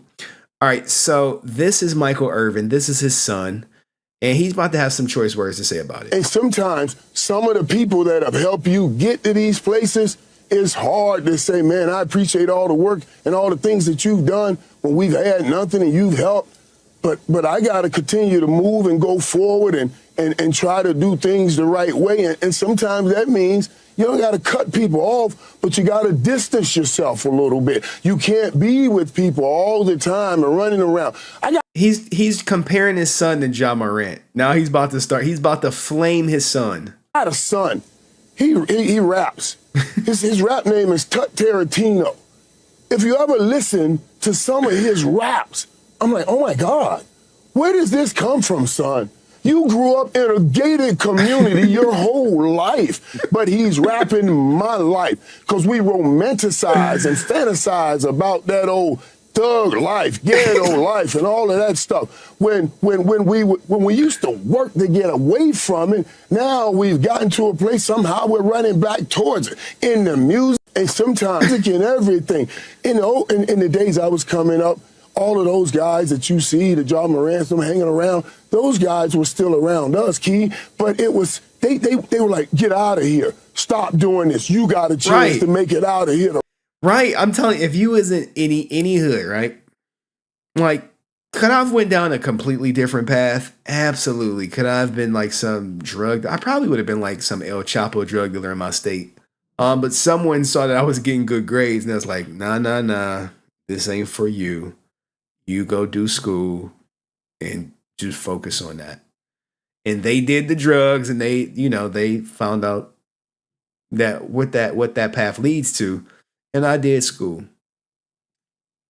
And I'm not going to say who that person is, but that's the person I talked to fairly decent. And I'm sure I'll be talking to him sooner than later, given current life's circumstances.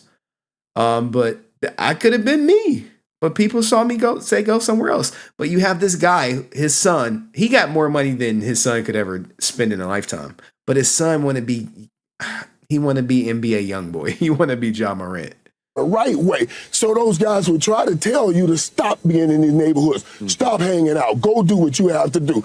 It's not like that now. The guys are more hanging on and want to go with guys and you're tearing up careers. I mean, we got to be good enough in the neighborhood to know when God has touched somebody with that gift that time is talking about and be good enough to say, hey, man, you shouldn't be around here. You shouldn't be doing things. Right. You got a chance to do it the right way and change a lot of lives and help out our people. And we got to be strong enough to do that. Okay. Love Sam Smith. That's the kind of music I listen to. I think because I'm so big and black and hard, they think I listen to all the hard stuff. But you don't listen to rap? I do. My son raps. His name is Tut Tarantino. Wait. I know y'all looking up Tut Tarantino right now. You like his son, Tut Tarantino? What? My son, right? What's his name? He raps under Tut Tarantino. His real name is Elijah Irvin. Okay. Listen, get this out. I swear. He is. Look, I'm not granted. This is great press for Tut Tarantino. Okay. I don't even know how he came up with the name. I don't even want to know how he came up with the name. But this father seems like he loves his son. He's like this. I imagine it's like this, right? He say, Elijah, how was your day? He say, Dad, call me Tut. And he like, boy, I'm calling you Elijah. You had your friends call you Tut. I'm calling you Elijah, okay? I know you lived in a gated neighborhood your whole goddamn life, okay? You're Elijah Irvin, all right? Not Tut Tarantino, okay? But this is the shit that fathers have to do, especially with sons, man. Especially with sons. Go on to iTunes and listen to him. He raps about some of the hardest stuff in the world. And I say to him, son, you grew up in a 20,000 square foot gated community home. where does this stuff come from? You know what I mean? Your son is using your childhood to rap about. Oh my God, right. I worked hard to get you out of this, and you rapping right back to it. What is going on? It blows my mind, man. I would never understand these guys. Hold on. Give me a ride, punk, or I will dust your ass. No, we gotta find Tut Tarantino. Like everyone is roasting Tut Tarantino right Let's talk about when I was 21. See that when the pandemic hit. I ain't trying to knock no host fun. Pussy ain't gonna get me rich. Look. They're like, yo, here's Tut Tarantino right here. This is Ja Morant. You know what I'm saying? Remember how everyone's like, Ja, you went to private school for crying. You got your mom and dad for crying out loud. Your dad had a good job. Your mom had a good job. Why you got blickies in the car? Like, what the hell? But he like, no, guess who's funding his music career? His father. Even though his father may make fun of him, he's still supporting his son's dreams. And is he gonna make it? Probably not. And when I started scamming, dropping lows, got me dancing. Whoa. He was scamming, dropping low, and dancing? Come on, man. Your dad, a multi-millionaire, just got like, I think, what, 25 million from the hotel that tried to set him up? 40,000 quid trying to do the most, I'm doing damage. I'm 24 right now on house arrest, but I'm in the man. Whoa, he's on house arrest at 24? What the fuck? This is when you trying to be too hard out here in these streets, man. You be too hard out here in these streets, and these streets will show your ass you really not that hard. They'll show you quicker than they could tell you. Ain't got no fire right now. Now look in the background. This is at his dad's house. This is his dad's house. The money red gon' fan shit. I'll be going out. Look, they got like a new renovation. This is a fiberglass backboard back there, guys. Like, this is fiberglass. That's probably like a $5,000 to $10,000 hoop. No lie. And his silly ass is on house arrest. Elijah tripping, man. Some niggas see me out, they panic. Move on, get knocked out. You can call him Kitchen Sandman. Number one op. Said I got him mad at much. He got an op? Like, who's his ops? Who is his ops? It's probably like other kids in the neighborhood, right? Other kids. This is like Malibu's Most Wanted. I'm popping out this weekend. I was making more than 550 for Now, this looks like a new build. Only reason I know is because they got the green shit right there. So this looks like an addition onto his father's multi-million-dollar, you know what I'm saying? I ain't even thinking. It's paper on my mind, I'm on my ground, y'all sleeping. Yeah. What's he hitting the ground for? Like, look at this. Look at this fiberglass back. This looks like a guest house or an additional wing being built onto a mansion. Where the defense I can't count, I'm getting tired of scoring. How they claim. And he's on house arrest, so I don't know. Bitch, I'm getting loose. She made a deal, so I'm up in the coop. Smoking that kill, she came from the west. He busting down gold, it's in the booth. My bitch on boots, he acting a fool. Yeah, I'm on Peter, I'm keeping my cool. Yo. Calling me Pop, I just said case to bring in the cargo. I'm getting so much money today. Where is he at, yo? He is in some projects right now. In some projects with a goddamn audio speaking. Sorry. Thank you for that. He's in the project somewhere. Is that my audio? Shit. Let me put a goddamn limiter on this. Give me a second. He is. I got my limiter on. Threshold. All right, threshold. There we go. He's in the projects right now. With the lights you probably see behind me lit up, somebody with a goddamn camera, like, yeah, Tut Tarantino. It's probably Ja Morant on the camera. Let's be honest, it's Ja. It's Ja. Ja Morant is on the goddamn camera. The bass in his look, he didn't have the money to hire an engineer, right? He didn't have the money, like. Fair. While rolling them racks, them little niggas there. I'm running my check all the way in the air. This money on me, you think I'm with a Fargo. Benjamin Franklin, Grant Jackson. Look, that is his dad's money. That's his dad's money. And shout out to my man S Tampa, corporate people in the building, my corporate exec juicer. That bass in this video needs to look, man. He not getting with Metro Boomin.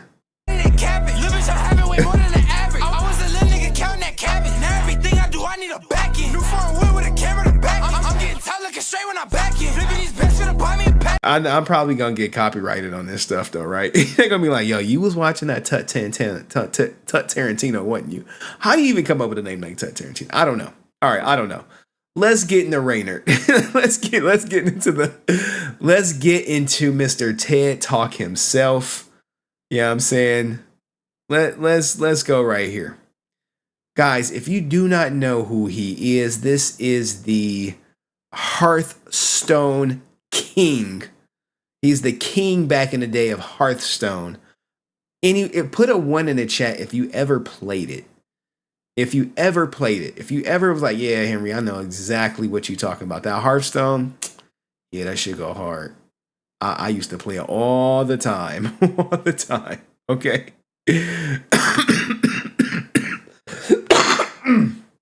Excuse me. All right. Let for guys who don't know who he is, right? My name's Andrey. Let's give a introduction, and this is from 7 years ago. This is actually on his channel. We're about to be all into him, okay? And he's still on Twitch too. Now, the thing I've known about him from Henry Court is he had one of the best IRL streams setups possible, because this right here, 7 years ago on Twitch, was the bee's knees. No one could touch his IRL streams. And if you don't believe me, just go look in the general chat of Henry Court. Yanyuk, and I'm also known as Reynad, and I'm the owner of Team Tempo Storm. Every single day I wake up and kind of catch up on work, have to answer a lot of calls, meetings, a lot of emails, that kind of stuff. Yeah. So most of the tournaments in esports happen on the weekends. And, you know, he was big in esports back in the day before esports was really big. So a lot of times I'm gone for about half the week traveling to those. The other half I'm home catching up on work and streaming. I wouldn't ever say that I knew I would get into gaming as a profession. I grew up in Ukraine, didn't really have video games over there at the time. And then when I moved to America, in Minnesota, a lot of my neighbors had Nintendo 64s, different consoles. Once Hearthstone came out on Twitch, I quit my job as a sandwich delivery driver at the time and went all in on streaming full time. I know, man. In the early days of Hearthstone, my focus was definitely to be the best, and I was pretty committed to that. It was very early in the game, and not too many people with card game experience had transitioned into it yet. From what I was seeing on other people's streams and stuff, I definitely felt like I was leagues above. So that was... He was leagues above. He didn't feel like it. He knew he was league above. Based on all my research, he knew he was. And we can talk about FaZe Clan after this. They recently got sold. Really, I was confident in that aspect of it. I wasn't really thinking about making a team at the time, but once I established myself in the scene and I was getting a lot of offers from other teams, I decided to make my own instead rather than joining one. I handle kind of the business direction, talent acquisition, picking which players we want to represent Tempo. They're really not which version of Soda Pop. Look, man. Look. This is the guy, right? And you would you give this guy $1 to chase a dream? Would you give him $2? Would you give him $5 million, right? Would you give him $5 million? Would you say, hey, you got a game? He like, yeah, I got a game. What's the game? It's called, you guys probably don't know the name of the game. The name of the game is the Bazaar. Okay? And you like, Henry, what the hell is the Bazaar? The Bazaar. It has its own its own channel, right? And I forgot to bring up something. I don't want to click on. I'll click on it real quick. Right here. All right, let's go back to the Bazaar. You like the Bazaar? Like, yeah. This is the Bazaar. This is their channel. This is the channel for the game he was creating. And you like, well, what does this look like? It's basically a Hearthstone similar game, but it's built on crypto, specifically NFTs, Web3 stuff, okay? Is this some dark web stuff? No, Cheyenne. This is a regular game. Think of Candy Crush, but you play money, okay? You pre-order 6. Let's see. because I'm way stronger. Okay, so here is a preview of the game. And you put real money into this game. His build scales. It's free to play, and you can say it has a touch of pay to win, if you will. Touch of pay to win. Because it's supposed to be random, where anyone could play, where anyone could win. However, certain cards are rarer than others, and then you can exchange them. And people who are really into Hearthstone know about this. All right. Now, to be fair, before we get into the lawsuit, I have to go to my gallery. Because I have pictures. You have pictures? Yes, a trip to Bazaar. Right? A trip. Normally, if I had prep time, this would be all laid out. A trip to, there we go, Funding Bazaar. The Web3 game that... Okay. Now, what I've noticed about this is this guy... Hold on, I got to open up one more video. One more video, guys. Sorry, and then we're going. A trip to Bazaar. Part 1. But it's like fucking 3 stars. All right. All right. Because what you guys don't know is he got beef. All right, you like, well, who does this guy have beef with, right? Oh man, we need one more. And shout out to my man Dust. What does he say? Is that where Logan Paul got the idea for Crypto Zoo? Great analogy. And is it similar? No. Hey, don't be rude. Don't be rude about Henry. I don't know. Hey man, I don't even know. Jack, you know I don't be caring, but I appreciate you having my back. He has beef with Destiny. And I'm like, this guy has beef with Destiny. You would think that him and Destiny would probably be good friends. But let's hear out the beef. I have some hate watchers from like LSF and Destiny's community for some reason. And like what? I don't know. They furiously masturbate while watching every video, and they wait for like anything I say in an 8-hour broadcast to sound like, you know, like a clip that sounds like not perfectly rehearsed and well spoken, and then they'll publish that shit to try to embarrass me. And people upvote it. And it's like, you know, not that I should care about people's opinion of me or anything. Why would you? I just don't see a reason to empower muckraking or whatever, you know. But here's the thing, you speaking of it, it actually gives them power. They're like, yo, we saw you on Henry. You was talking about Destiny's community? Shit. we about to run that shit up. Okay. We're about to run it up. All right. I just wanted to start with that before we get into this, where he kind of talks about different things in his thing, because it comes full circle, right? He's trying to create a game that mirrors Hearthstone, and he's about to talk about how much this game is worth. Okay? He's about to talk about how much it's worth. I don't agree with the notion that people are like intrinsically good at stuff. Like, you're not just like made good at stuff. Like, it's a journey to get good. Nobody starts good, right? So it's like, I chose to go on that long, hard journey of improving at skills because I wanted to get good at that skill. You know, I really liked games, so I really wanted to make a good one. So I spent a lot of time learning how to design early, and it wasn't like, I wasn't that good at it at first. You know, I'm not the best now either, but like I'm much better. And how much do you think his game is worth? How many millions, guys? Put that shit in the comment section. How many millions do you think his game is worth? And Cheyenne, like,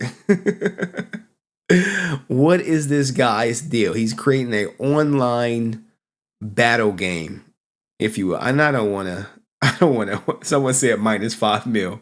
Okay, -5 mil. All right. 0 millions. Well, I hate when I say well. When we get to XQC, that may come up again. Let's hear him talk about how much his game is worth. I think at least for this genre, I can make quite a good one. So, but yeah, it didn't start that way, you know. Like, The rough valuation. The valuation of the equity right now is just shy of 300 mil. 300 mil. Stop the cap. Now look, I don't want to judge a book by its cover. I do not. And guys know I'm already 50,000 in the hole, so I have really nowhere to talk.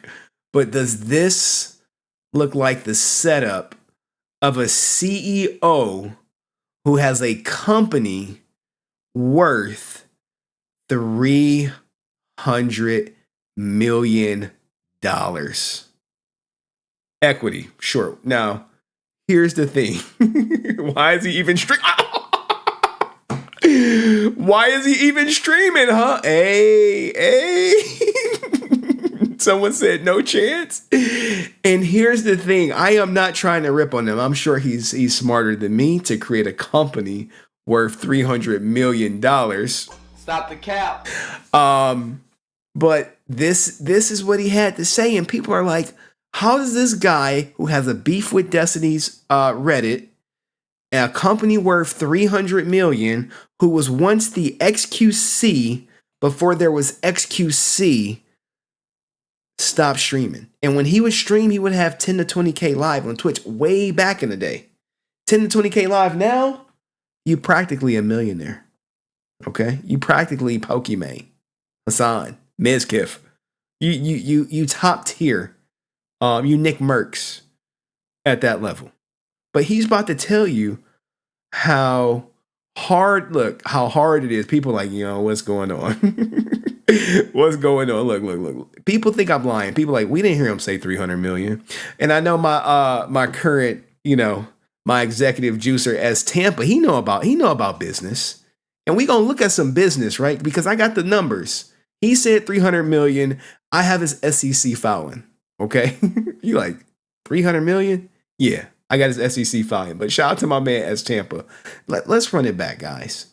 I don't want to talk over him. Salute to you, S Tampa, for the donation. Appreciate it. I'm not the best now either, but like I'm much better, and I think at least for this genre, I can make quite a good one. So, but yeah, I didn't start that way. Like the rough valuation. The valuation of the equity right now is just shy of 300 mil. First of all, shut the fuck up. I want 300. Even Adept, she came in and she was like, first of all, shut the fuck up. Bro, 300 million where? Like, look, they like, we don't know who you is, Henry. 300 million. Okay, but let's get to why he said he's not streaming no more, or why he's toned it down, guys. Why did he tone it down? And let's give him his just due. Let's let him cook for a little bit. Just said something stupid because you're dumb. Because I don't know. Like if any normal person had a camera on them for that much, they would have 10 times the amount of cancelable things being said. I guess scared is just the word. Maybe I shouldn't be. I try not to be scared. Yeah, I'm glad I talked this out loud. Yeah, I won't delete the VOD. I'm just gonna say my opinion, and there's gonna be a lot of disinformation. There always has been, it was really upsetting to me though. It's like one of the reasons I wanted to stop streaming. So many people on Reddit. I mean, you have no idea. Just like lie and they just make things up about me. Damn. To just like cracking. Try to ruin my reputation. And they're not even motivated beyond being like some unhappy LSF degenerates. I'm like, sure, yeah, you're the scum of society and your life sucks, and like I get why that guy would do it, but like imagine when a company targets you that way. All right, now he's saying, I don't know, it's just a lot of, It is all Jermaine's fault. I'm too sensitive about my reputation. If you don't know, he said, hey, a company is targeting me. Reddit is targeting. My reputation is suffering. Cheyenne don't even believe I'm a multimillionaire. She don't believe in the game. She don't believe I am a CEO of a business with a $300 million evaluation. She don't believe it. Well, let me talk about how I get investing. Let's talk about investing, okay? Because Cheyenne, he gonna educate you from this multimillionaire He's gonna educate you on investing. I don't know. My response will be more mature these days, I guess. Gods Unchained. So actually, when we raised our Series A, Gods Unchained did as well. We both raised it from the same investors. And I met with their CEO. This was back in like 2018. I met with their CEO. Yeah, I'm very familiar with the game. I also talked to Chris Clay. He's name dropping. Now you like, Henry, what is Gods Unchained? Gods Unchained? I'll show you after he gives you his true thoughts on Gods Unchained, because people may not know. They may not know. Unless you pay Hearthstone, you don't know what Gods Unchained is. But this multi-millionaire with a $300 million valuation is going to tell you all about it. He was like the game director on MTG Arena. They hired him to work on Gods Unchained. I talked to him a few times. Yeah, they're definitely one of the first games to try that kind of integration. But yeah, the game was just always a garbage Hearthstone clone in my opinion. So, damn! Did y'all hear him? He said it's a garbage Hearthstone clone in my opinion. Now we have to do some fact checking. We have to look into that, right? It's called Gods Unchained, right? And you like, Henry, I thought you were prepped. Okay, Gods Unchained. What the hell is Gods Unchained, Henry? What is it? Well, if you must know, it is a game. Okay, it's Hearthstone, but you play with Bitcoin, all right, or Ethereum, stuff like that. These are some of the cards you can have. You can trade these. Where is the market? You can buy and sell your cards. You're like, what? This is all digital. Yeah. Get you some NFTs. Look at these. Look at these cards. You can own these and use them in the game. And some cards are rarer than others. All right. My name's Andrey. Yanyuk. Sorry. This guy right here is telling you it's a garbage game that's not complete. That, it's just a ripoff of Hearthstone. He sounds like a hater. You know why? Because Gods Unchained is a finished game. Okay, it's like Pokemon but Bitcoins. Yeah, that's a great way to look at it. Pokemon but with Bitcoins. But you the cards cost Bitcoins or Ethereum or whatever other whatchamacallit. It's like it's exactly what like all the gaming DeFi projects, they're doing like Gods Unchained thing, and the whole thesis is like fucking flawed. It can't work. Like it can't work at scale. You're never gonna get normies by making a worse game than its non-crypto counterpart. You know what I mean? And so what people do is like they make a clone of an existing game that's shittier, like objectively. Just shitting on and then that shittier game, they add this crypto stuff, hoping that like that hook will be enough to make it a big success. But like, yeah, you just get like a few of these crypto guys, which yeah, they're worth a lot, but like you don't ever make cultural impact. You never get normies. You never have more than a couple million downloads. It's like embarrassing numbers, And this is why like my thesis is the Web3 game that does it, my way is the better way, guys. Trust me, bro. Trust me. My crypto game is better than their crypto game. Really takes off and goes parabolic. It has to be better than the non-crypto counterpart. It has to be. And it's a very hard goal because like even normal game studios that aren't doing any Web3 shit, even they don't articulate the goal of we're gonna make a better game than the one we're copying. They don't even try.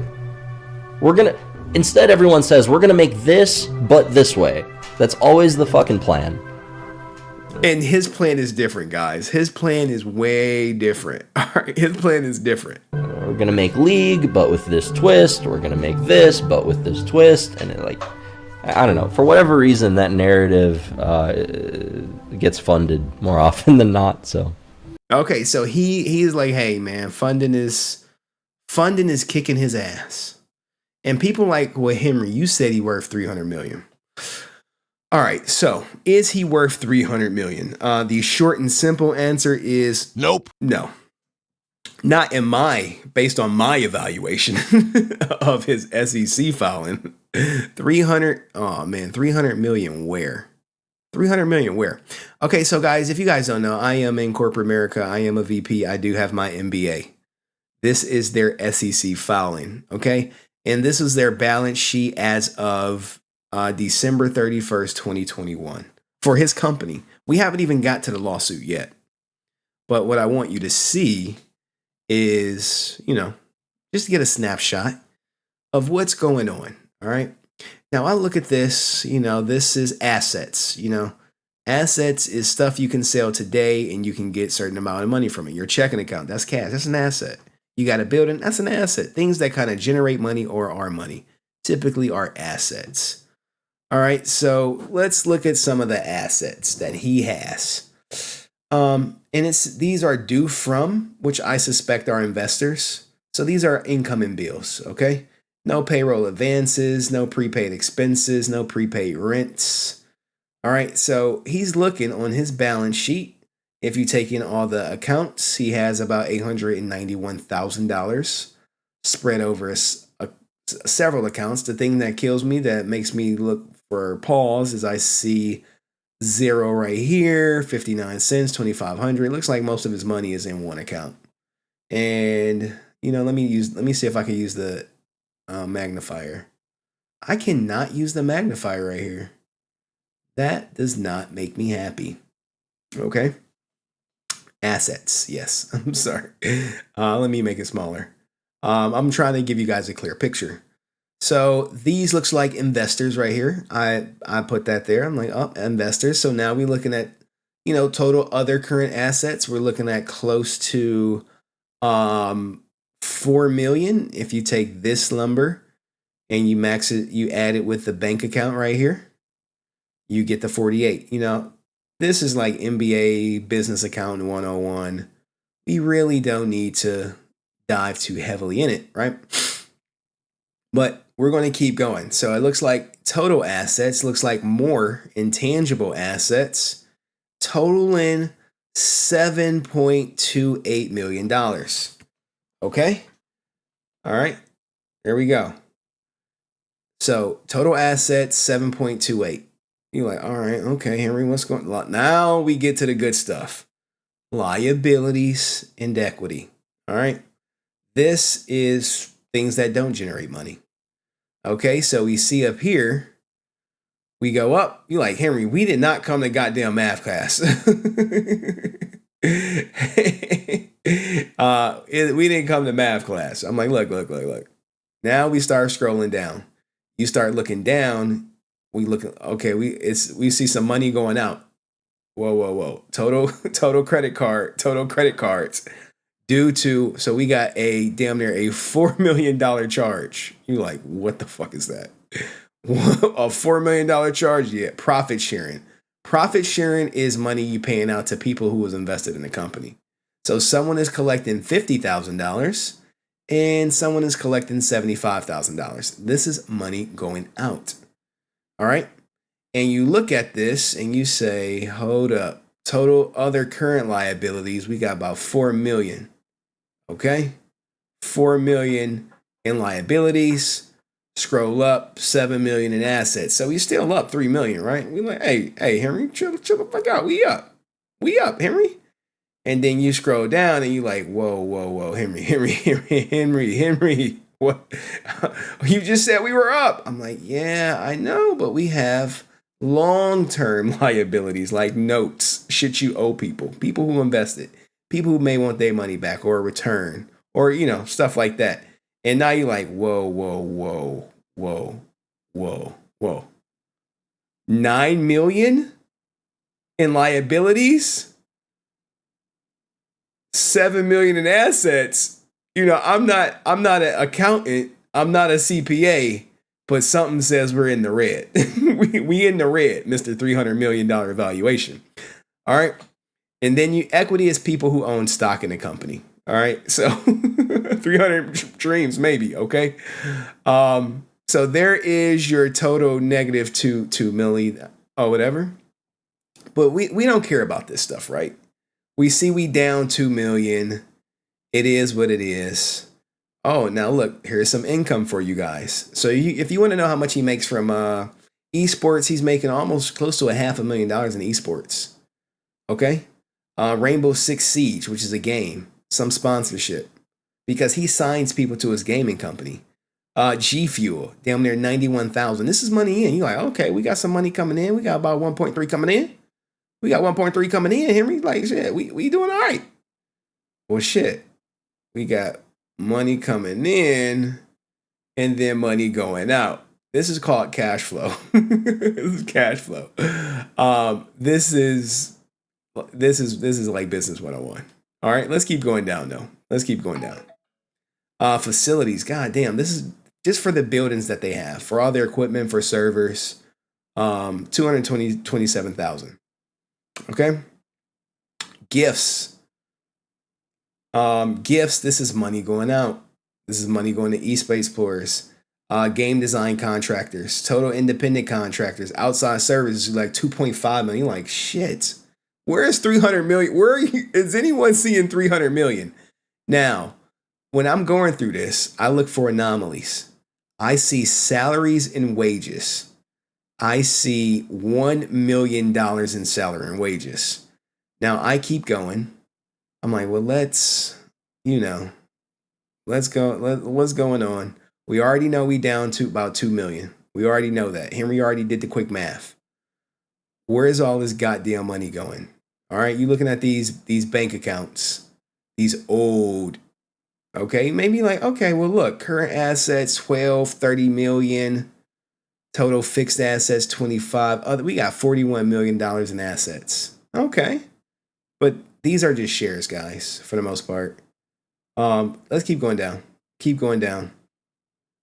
We don't care about this. We still haven't hit 300 million. No way, nowhere close. Equity. You see, equity, this is stock shit. 37 million in stock. All right, this is stuff. Basically, I don't know if you guys know about stock. I say, hey, you want to buy stock in Henry? You say, yes, I would love to buy stock in Henry. I say, okay, the company is worth $100 and there's 100 shares of Henry. Okay? You give me $1, I'll give you a share. I can only sell 49 shares. This is stock. All right? So just because you see equity where you see liabilities attached to it, that means people own stock in his company to the tune of 41 million. Now, here's the thing. This means at some point he touched this money. He touched this money. So 41 million then likely passed through his hands. Okay? Just from people buying into whatchamacallit. Now, this is where I have to flip it, if you will. You like, Henry, flip it? Like, yeah, I gotta flip that shit. All right. Now, only one thing I want to point out right here, because this is about to come up in the lawsuit. Shit, y'all can't see it, but I'll tell you. I'll tell you out loud. Officer, salary officer. His salary, I presume, is to be around $500,000 per year. There's also someone else's salary. Well, this could be a marketing team, $300,000 a year. Now, this is a small company. All right. Let's get into the lawsuit. All right. So here is the cover sheet of Mr. $300 million. He is being sued. That's right. His company is being sued by Warp Speed Trading. Warp Speed Trading is a crypto trader, I believe, and they invested in this company. And here's the cover sheet. And they're like, hey, we're suing his company and BTSC Holdings, which we'll get to, for more than $25,000. We're suing him for business, unfair business practice. This is not a complex case. And we want monetary action money, and this is not a class action lawsuit. Okay? And here's the complaint. This complaint was filed on Mr. $300 million on 10/12/23. Now, this is a quick complaint. Warp Speed is a British Virgin Island company, is suing his California company. All right? You're like, Henry, I thought you had $300 million. What the hell is going on? What the hell is going on, Henry? Let me break it down for you. This complaint seeks remedies for defendant AVY, which is his Mr. $300 million man's company, repeated negligent misrepresentations made to assure Warp Speed that AVY possessed the technical capabilities and resources to timely release a beta version of the Bazaar, a still unreleased video game by May 2022. All right, so if you're in business, this could be a promise or a deliverable, something along those lines. AVY made misrepresentations to induce solicited potential investors, including Warp Speed, into investing capital to facilitate the development of the Bazaar. Now, here's the thing, guys. You understand what's going on right now, right? Warp Speed invested money, gave him money to build a game, and the game is not developed. How much money did they give him? Hey, we invested $5 million and we seeking to request it to, get it out of the company and interest. So you like, hey, $300 million guy, you just got this money laying around. You got a $300 million valuation. All right. And that video that we watched is not that old. I want to say it is a year old. So we have a year ago, we had a $300 million evaluation, according to that guy. Okay. Let's keep going. Now, no. Sorry. Before we go through. Warp Speed informed and believes that AVY transferred plaintiff's investment into accounts owned by defendant BTSE Holdings, a cryptocurrency exchange. Now, what do you know about cryptocurrency exchange? I looked at my crypto today because, I got that $50,000. Like, where my crypto at? I looked at my crypto and it was like, it looked like this. It looked like that. They're like, hey, you bought when it was too high. I'm like, shit, I didn't get it when it was 60, but Jesus. All right, it's down about half. Okay, so they are struggling somewhat. Cryptocurrency is down bad. So if you have a game that's built on cryptocurrency and you're putting your money in a bank that basically trades in cryptocurrency, you likely lost the goddamn money. Okay. I said they tried to flip the money, but hey, when you believe in a product too much, it could be dangerous. It could be bad for your health.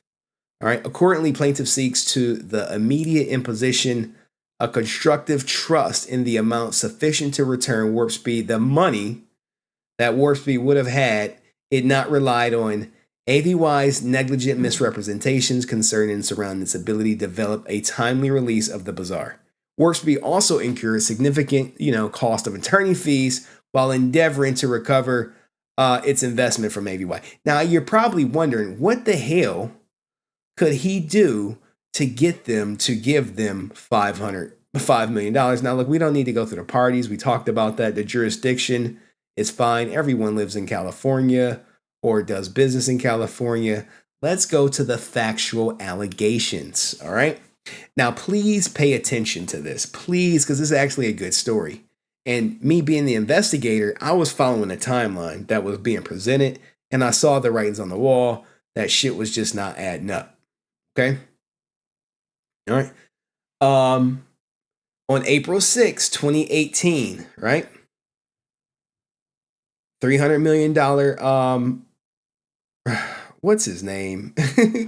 Reynad. Is it Reynad? Reynad, a professional gamer with more than a decade's worth of competitive gaming experience, announced his intent to create the Bazaar. The Bazaar was to be a global digital collective card game, all right, that integrated features of a dynamic strategy game with non-fungible tokens, a type of cryptocurrency. Now, this is probably before CryptoZoo, I believe, or maybe around the time. I'm not sure.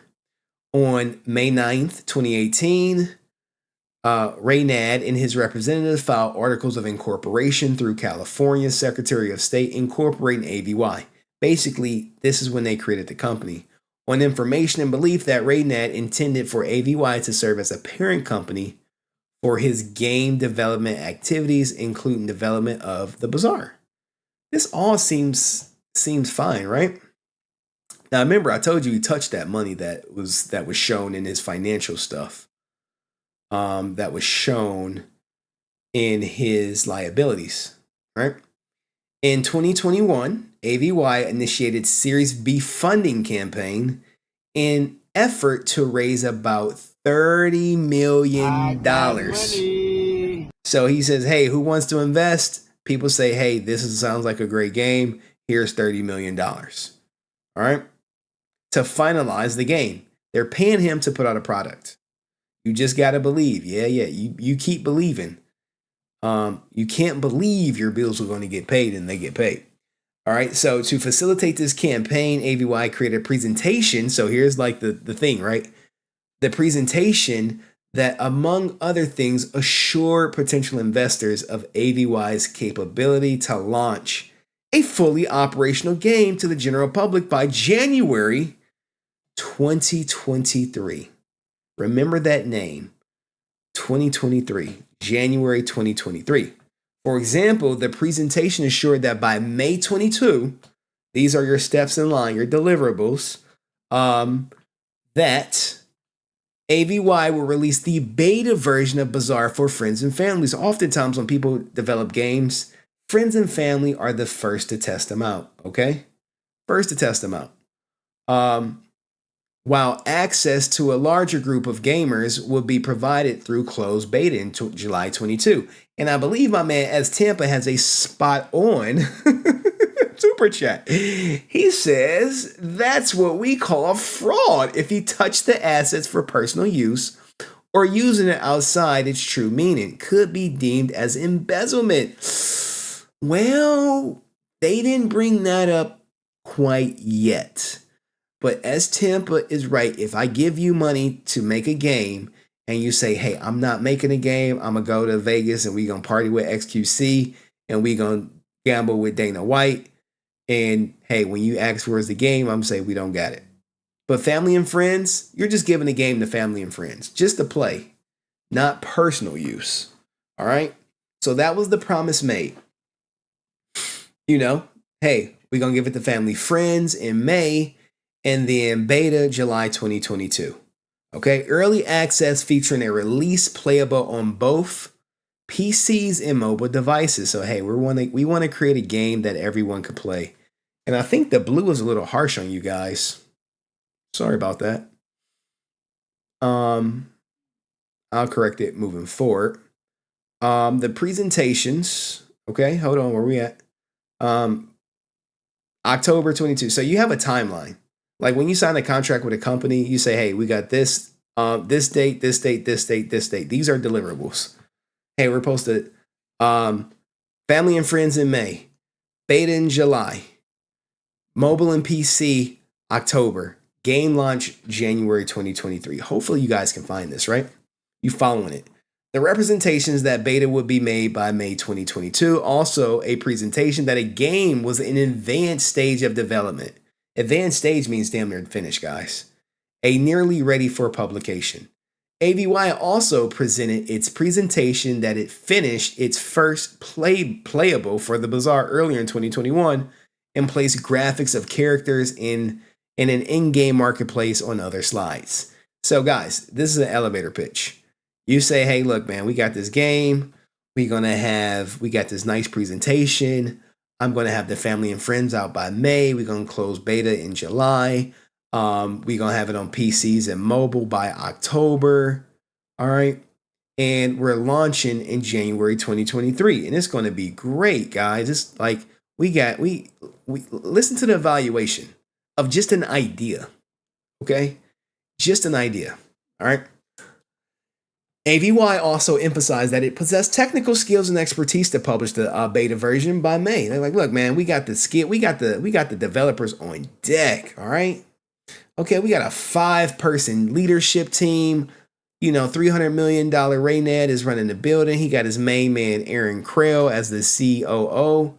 You know, all these different names. We got a designer, we got a director, we got a game designer, we got a senior game designer. We got all these big names that people may know if you play Hearthstone or just into designing games. So we have the employees to deliver the game. You're like, okay, I think I'm going to invest in Henry card game. Like, you know, Henry, you got shit going. All right. Now we're starting to get it juicy. In a text message sent on October 9th, 2021, Reynad provided Alfred Carter, a warp speed representative, with 3 items. So you can say this is the hook, line, and sinker. A video illustrating AV's brand and history, which they just started, so you really can't have too much history. The investor presentation created in support of AV's Series B funding, and an advanced walkthrough of the game. Basically, some goddamn videos on YouTube. You're like, hey, look, check these videos out. Here's some gameplay. You know, here's a walkthrough of how to play the game, and here's me winning Hearthstone. Okay, all this good stuff. You're like, okay, this may come out later. It's not in here, but we'll see how far this lawsuit goes. Now, let's keep going. On October 23rd, 2021, you know, Reynad texts Carter, which is the company, whatchamacallit, and offered a meeting including them and the COO if Warp Speed was interested in hearing more about the timeline and logistics. Guys, when you're trying to get money, you want to you're on these people. Like, hey man, come out, check out the live stream, man. We have a good time. Hey, come to the party. Hey, watch my video. You are just on them like you're love bombing like a girlfriend. You're romancing them in hopes that they give you money to support your idea because you don't have $300 million to put out a game. All right.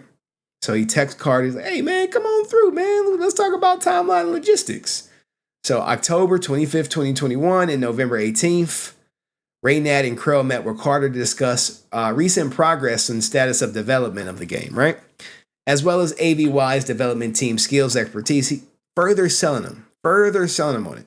During both meetings, AVY's representatives made critical assurances that the Bazaar will be released in beta form no longer than 6 months after Warp Speed made an investment. So they're like, look, man, you give us the money, we had our shit out in 6 months.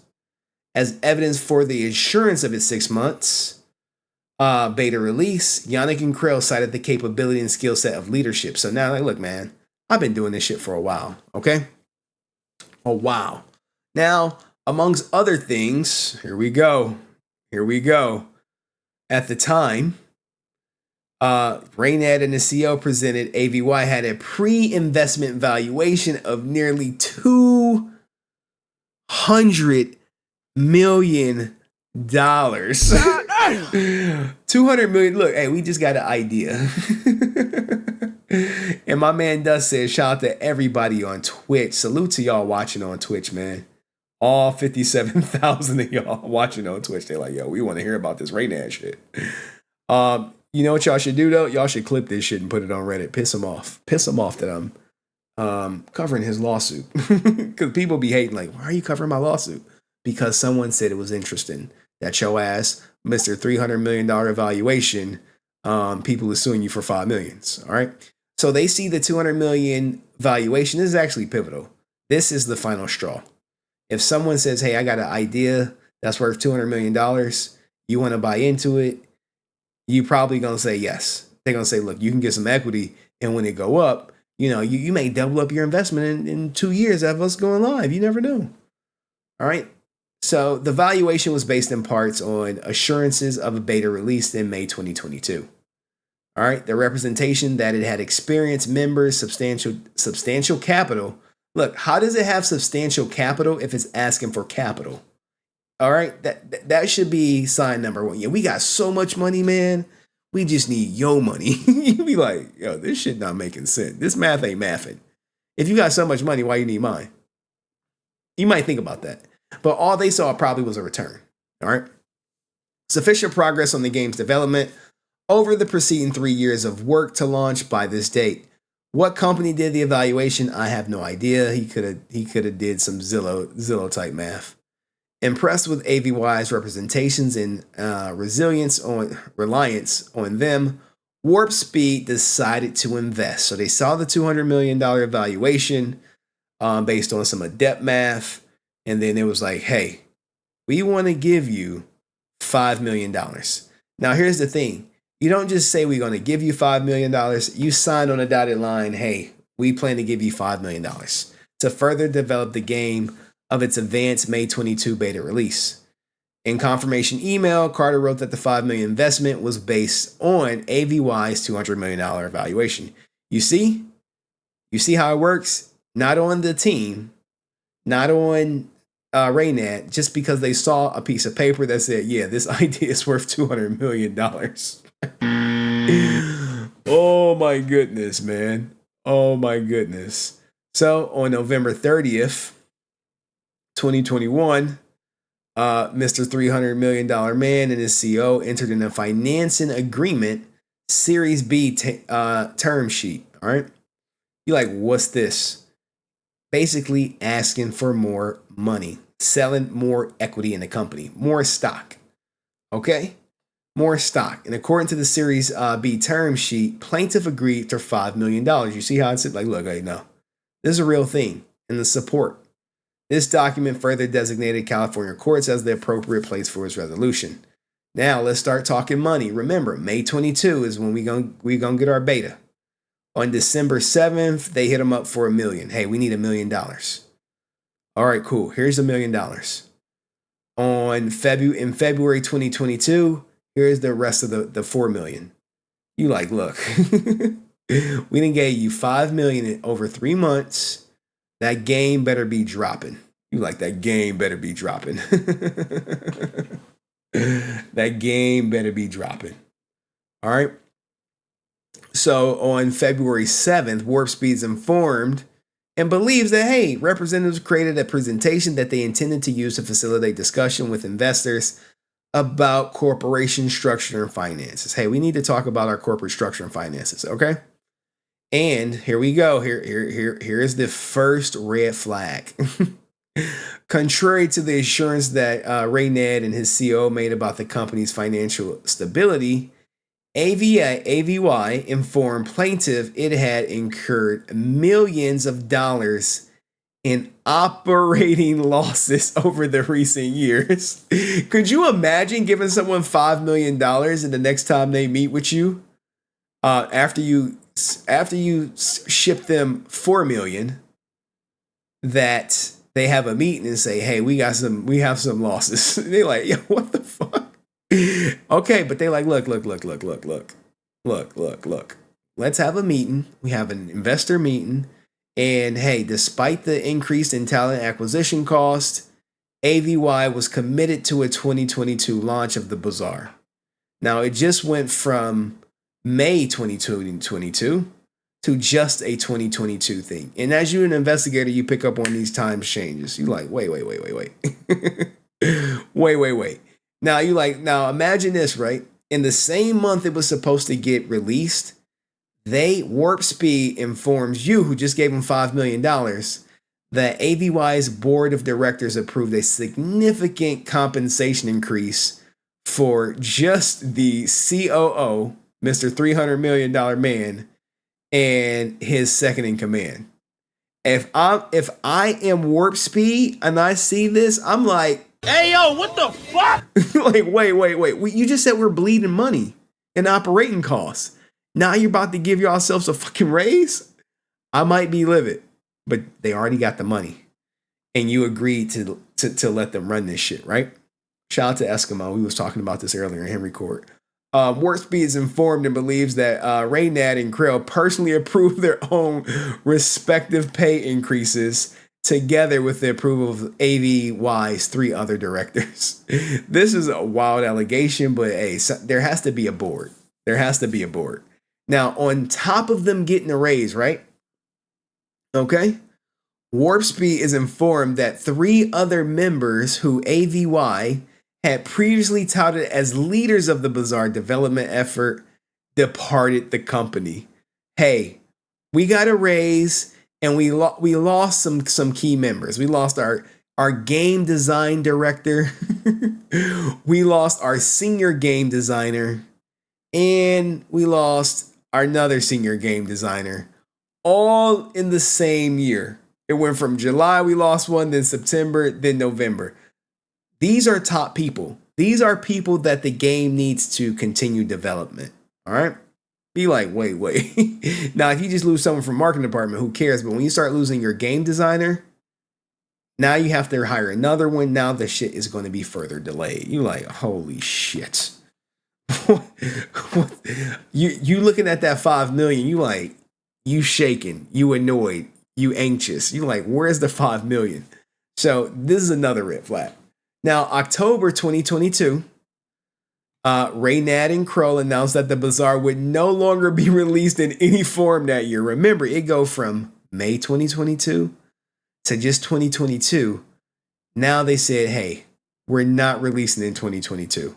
We're committed to releasing the game in multiple phases in 2023, which is this year. Okay? As an investor, I am nervous. I am out of here. Salute to you, Dust. Thank you, man. I'm out of here. I'm donezo. You're like, what the fuck? This story is crazy, right? And people, you can't say fraud. You can't say, as much as people want to say fraud, you can't say it. Warp Speed is informed and believes that in January 2023, Reynad and Kroll announced that they had to lay off at least 25% of the staff. This is horrible. This is horrible. Like, how were you stealing my money without stealing my money? You like, what the fuck? Exactly. The game was nearly done. We're at the advanced stages. You know, we're about to drop beta months from now. This went from 6 months. We gonna be out of here. And if you think about it, that's 50% of 50%. So now you done lost roughly 75% of your goddamn staff. This is a debt math. All right, okay. So hey, we lost our top people. Then we had to lay people off after giving us a raise. All right, February 2023. Look at the balls of this guy. Hey, we need another 11 million. We need another 11 million. You like, yo. Hey, yo, what the fuck? What do you mean you need another 11 million? You just laid people off. You like, shit. Oh, my, look, let's keep going. In investment presentation, they put another couple YouTube videos. The Bazaar were released in family and friends by the second quarter of 2023. Now, for you guys who don't know what the second quarter is, that's April. April 2023. We gonna release the family and friends version with a full game to launch in the first quarter of 2024. So they low key, you come in the door, they say, hey, I think they came in 2019 or 2018. Hey, May 2022, game will be out. You like, sweet, let's go. And then now they pushed it back to 2024, but you probably ain't peep it. You probably ain't peep it. Now, meanwhile, what happened? NFTs crashed. Them, Bored Ape shits, them JPEGs. People were paying like $1 million, 750, hundreds of thousands of dollars for these digital created monkeys, all this shit. CryptoZoo came and went. It's crashing. And they're asking for more money. All right. They announced on his social media accounts that the game will be released in 2024 on August 16th. Right? Unlike previous announcements, the August 16th announcement did not include a schedule on when the Bazaar launch phases and the releases such as Friends and Family or closed beta would occur. As of the drafting of this complaint, AVY has not released Bazaar to the public in any form, beta or otherwise. I mean, because NFTs are dead. All right. Now, we really don't need to read any of this other than the parts that are highlighted. This is the first cause, which is negligent misrepresentation. They feel like they were misrepresented. All right. And they were. While Yanyuk and Kroll touted strength of their leadership team and their investment presentations and private conversations, they knew, in fact, that AVY lacked sufficient resources to produce beta version of its game by May 2022. This is an accusation, but you mean to tell me the $300 million guy didn't know? Come on, man. You ain't know? You ain't know? I mean, some people say this is a con. This is a con. Like, yo, you conned us. Well, whatever. In fact, contrary to the representations, AVY had insufficient financial resources and was indeed so cash-strapped that it quickly developed plans to abandon its California headquarters, lay off numerous employees, even as it extended its top 2 executives' large pay. What happened to the days of the CEOs making $1 because they just believed in their product? It was like, no, we got investors. We need $500,000 salaries. $500,000 salaries is what I'm doing. We got a $300 million evaluation. Okay, Henry, shut up. Like, well, you don't know what you're talking about. It sounds like they yoinked the money, because here's the thing: that salary, that $500,000 salary, which I showed you, that shit's gone. It's gone. Okay. AVY made misrepresentations that it would, induce Warp Speed to rely on its misrepresentations to invest in AVY's game development effort, which they did. Hey, we did that, all right? And that's how you got the $5 million out of us. They talked about the $200 million evaluation, which I'm like, which company gave them this $200 million evaluation? Okay, so they want all their money back plus interest. Second cause of action, constructive trust, plaintiff against all defendants. Because here's the thing, they're going after the BTSC, okay? Because AVY put their money into BTSC. Warp Speed thus entitled to a declaration that any AVY and BTSC are involuntary trustees of the money invested by Warp Speed in AVYs, and request that the court impose a constructive trust over the money that AVY has deposited in one or more BTSC accounts in an amount sufficient to return plaintiff to the amount plaintiff would own had it not invested in AVY together with applicable interest. Now, this is a millionaire gamer, got well over $35 million and has not delivered the game from investors. Like, if this was from regular people, it'd be a class action lawsuit. If this was like CryptoZoo, class action lawsuit. So, hey, all we want is our $5 million and a request for jury. Now, there's an interview. Where's the interview at? Give me a second.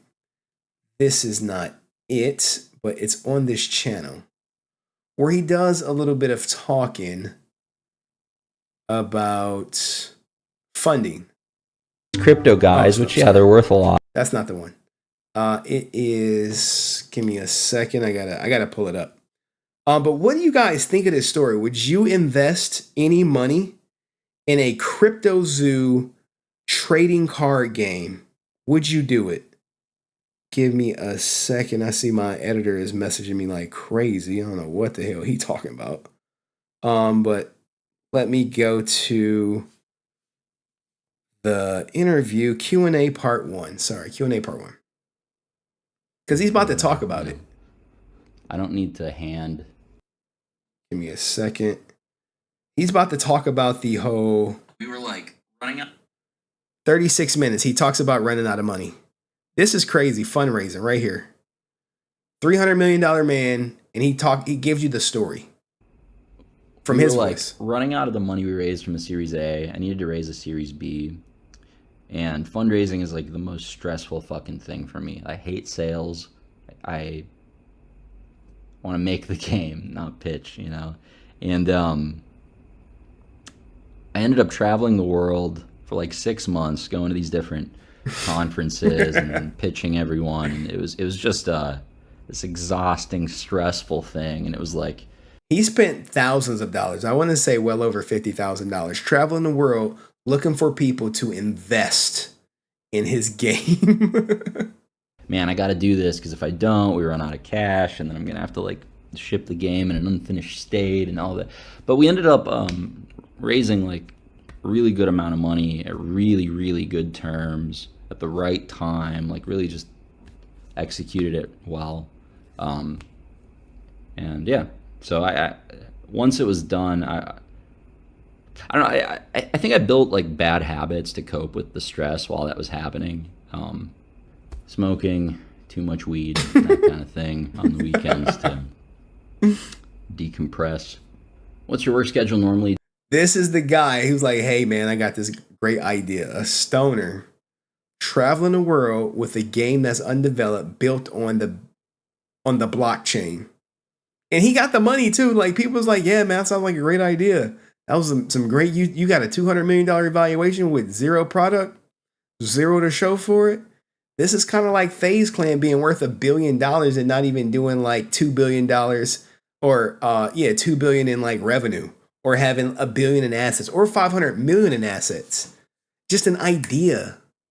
Like, hey, we're going to use gamers to promote this shit, to promote other games, and people are going to pay us for advertisement.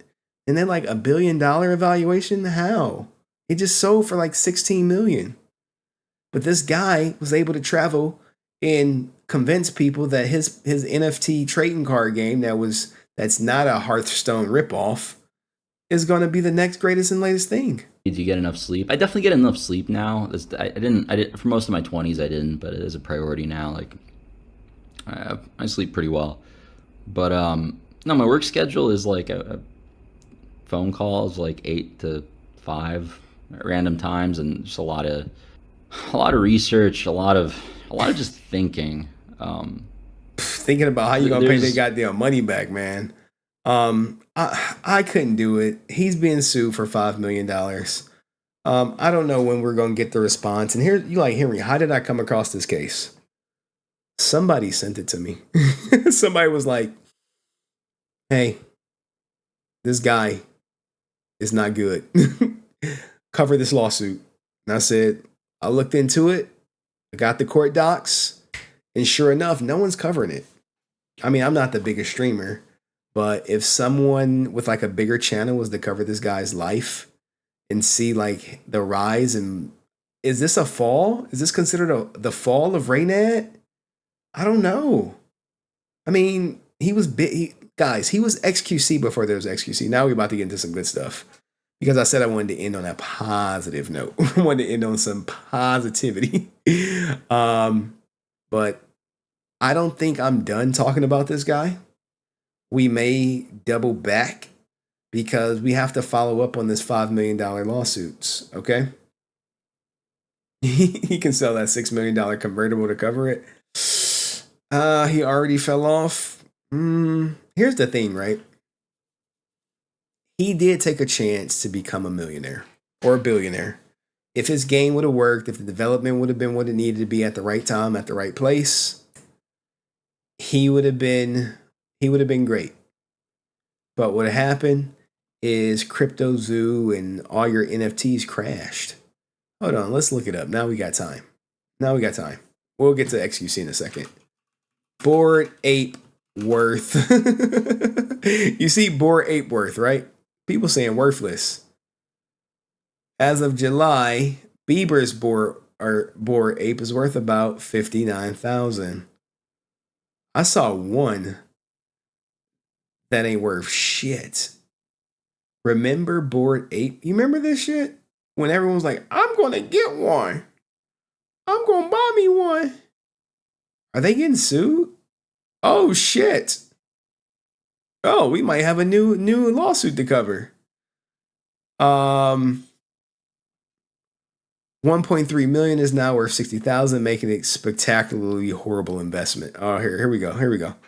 I didn't plan on covering this Bored Ape stuff, but it looks like it might be a class action lawsuit. Let's go to popcorn. It may be a class action lawsuit now, guys. Remember, apes, they're almost worthless now. NFTs have absolutely plummeted in value, dropping multi-year lows this month. The value once booming. JPEGs, which sold for millions of dollars, which they did a couple years ago, has created selling for far as $52,000 worth of Ethereum. Damn, I wouldn't pay $52,000 for this shit. They smoking something. They worth like these Bored Apes ain't worth shit. I want to see the lawsuit though. Is it a lawsuit or what? Or they just blowing smoke up our chain? Yeah, I don't see no lawsuit or anything like that. But these shits ain't worth nothing. Right click save as. Right click save as, they won't let you. So you just go to screen snipe.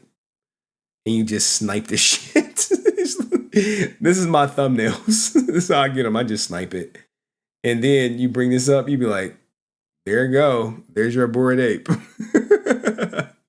No, but if someone puts it on a t-shirt, if they put it on a t-shirt, then they will owe you a percentage because you own the image. You'd be like, shut up, bitch. Oh my God. All right, now let's talk about XQC having the most epic fucking Vegas trip. Better than any hangover movie ever could predict. You like, how let me go back here. I was going to talk about FaZe Clan. They sold for 16 million. All right, let's go. Let me open this in a new tab. Open this in a new tab. Open in a new tab. Like XQC, he did Vegas like nobody's business.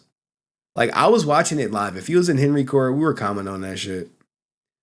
But no one did Vegas quite like XQC did Vegas. Hopefully it didn't jump on me. Your ex, you're next. All right, now look, this is stupid right here. Like stupid. This how much money you got. This is how much money you got. I was watching this like, what the fuck? Check it out. So that's probably half, not even probably, and then that's you. Bro, that's ridiculous. Yeah, that's all you, bro. Adept was willing to fucking tombstone his ass for that shit. She was about to put him in the bad boys, what you gonna do? She was gonna do when they come for you. All that shit for that money. She was like, I'm gonna do whatever I gotta do, mama. This is some boss shit. Love it. Hey, you know the crazy thing is, this suitcase could go missing and he wouldn't even notice. And I know they got to be pissing Adept off so bad that he would rather fight her than to give her one fucking penny from it. Good for him. I want to see how much it is. Bro, it's just ridiculous. It's insane. Never seen much money in my life. Ain't that crazy? Oh man, they hit me with the whatchamacallit. So we had that. I thought that was crazy. His place he was staying at was like swag the fuck out. Buddha was showing it off. I've seen XQC posting pictures of it. But look at this. For the love of God. Look at this shit. This is just the living room in the villa, by the way. Now the living room is probably bigger than my house that my wife fighting me for. The backyard is stupid. Look at that view, bro. This was all for us. Stupid. Private pool, private everything. This has to be like at the top or on some east wing or west wing. And then people were hating on it. It was some haters. It's like this is just private. It was some haters. I saw the haters. Bro, you know some politicians and some, big ass celebrities had some fucking, 666 devil orgies and shit. These kind of places, bro. You know what I'm saying? I did see some people hating. Now you know who was hating. You like Henry? Who was hating? Who was hating? Yeah, I thought I was the king of Vegas. Who was hating? Now look, you expect nothing less, right? You expect nothing less from Hassan hating ass. Hey, shout out to Hassan though. Yeah, I thought I was the king of Vegas because usually I have a guy here, like I have a host that takes care of me every time I come. Oh, you got a guy? And since I've introduced him to all of the other Twitch streamers, including XQC, he has dropped me like a fucking bad habit. No. Yeah, that's because you don't gamble. Yeah, he's like, yeah, dude, all these people. This is true. Like, if my grandmother, she doesn't make a lot of money, but she is VIP at our local casino. VIP, as in free ballet, free custom spot. They call her by her last name. All this. Hey, Mrs. Such and Such. Hey, now, grandma might be watching too. She recently found me on this shit. So did my mom. We'll talk about that in a minute. People are coming and whatever. I was like, okay, well, where's my fucking room, bro? Like, you're talking about all these people that I introduced you to. Yep. Where's my room? Like, what's happening? And he has literally. He has not responded to me. Yeah, he's like, my guy, lose 3 million gambling and then we'll talk. Now that's some straight hater ass shit right there. That's some hater ass shit. Yeah, my mom and grandma may be watching now. My mom was like, she went through my catalog and she was like, why would you tell people I was a crackhead? I'm like, because you were. She's like, yeah, but you shouldn't be telling people that. I'm like, well, you got to come on the channel and we got to get this interview before the fucking Undertaker come for your ass. Like, shut up, boy. I'm like, he fucking coming. Like, she think because she survived like 3 strokes and like she got brought back to life twice that like he forgot. I'm like, he coming for you. Like, I just hope when he take you, my ass ain't around because I choose life. I choose life. Now here's some girl, I don't know who she is, talking about another funny thing that happened was like X was people just people being around XQC and what he was doing. All right. Sitting there at the table, and then a fan came up to him and like asked for like a chip or something, and I think X gave him a chip, and then the lady's like, who's this guy? Like, what, he just gives out chips. And then we're like, oh, he's like a famous streamer, celebrity, And she's like, oh, and those are your fans. Like, who is that? And he's like, oh, it's like a fan. And then she goes, I'm your fan. I'm your fan. And he's like, what? And she's like, I'm your fan. And he flicks over $100 chip. And she's like, oh, and then she goes, I need help with my house. I need help paying off my house. And flicks another chip or something. And then she throws the chip back at him and she says, I said my house. What the fuck? And he's like, wait. Someone give you a random $100 and you throw it back? Like, that's some ungrateful shit. That's really ungrateful. What the? And then he throws it back at her. She's like, nah, I'm kidding. And it was just so funny. Like, the lady was so sassy. She's just like, so funny. Like, the dealer was so funny. I couldn't get over it. She was just like cracking us up. I mean, I guess I would say here's the thing, right? People like, yo, he giving her $100. He's giving her $100 to go away. That's how much money he got. Like, just go away. Please leave me alone. I'm trying to gamble in peace and shit. But it wasn't enough. Typically sometimes these women, they want more. They want more. They want more. Now, this thing where he's on Parasocial, not Parasocial, but the whatever show Mia's got going on. School. Are you ready for your word? I'm ready for my word. Okay, XQC, please spell prenuptial. And that's you. Oh shit, they got this. This is how you stun lock him. You stun lock his ass. Oh my goodness. This how you stun lock their ass. Everyone's laughing because they know Adept is probably in the audience. They know she in fucking Vegas for sure. They know she in Vegas for sure. That was not me. Would you like it in a sentence? No. Give me an example. His lawyer said his prenuptial agreement was airtight. Now, a better sentence is the man avoided losing everything because he had a prenuptial agreement. That was a better sentence, but hey. Damn. Someone said I would have walked out, to be honest. N-U-P-T-U-A-L.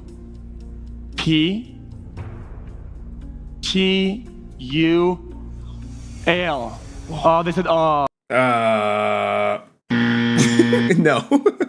And it's no surprise he don't know how to spell prenuptial, you know what I'm saying? Like, Adept was like, I knew he didn't know how to spell it from day one. That's why I pulled that bullshit. Oh, that's irony. Not off to a good start. I'm sorry, XQC, that is wrong. It is Prenuptial.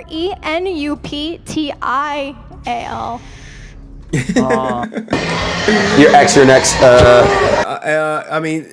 These are things that I found interesting. I'm sure I probably missed something. Hold on, I gotta go to Twitter. Oh, no. Ludwig. It's 2 for Lud. XQC is so rich now. Like, he was rich before, but like rich in the way I understand it.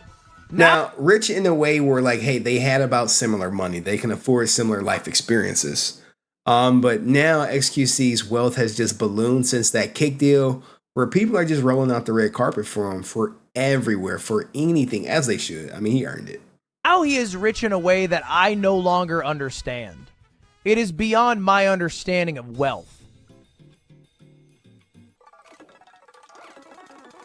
I mean, do y'all So basically the way calculate it? everything works in Vegas is a pay-to-win system, right? Vegas is basically like what Twitch streamers do. Give more attention to the people who donate more so they get more donations. Yeah. I mean, but that's life though, right?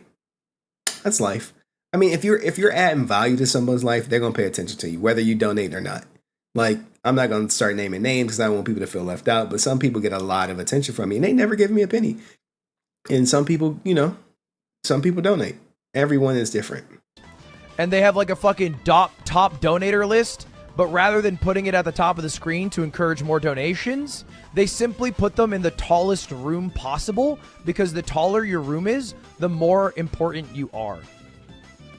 And XQC is someone who gambles such a fabulously high amount of money that he is getting some of the craziest rooms you can possibly get in all of Las Vegas. He get comps. So your room get comped. That's what they call it. Oh, we comped your room. Like, they comp my grandmother's free parking.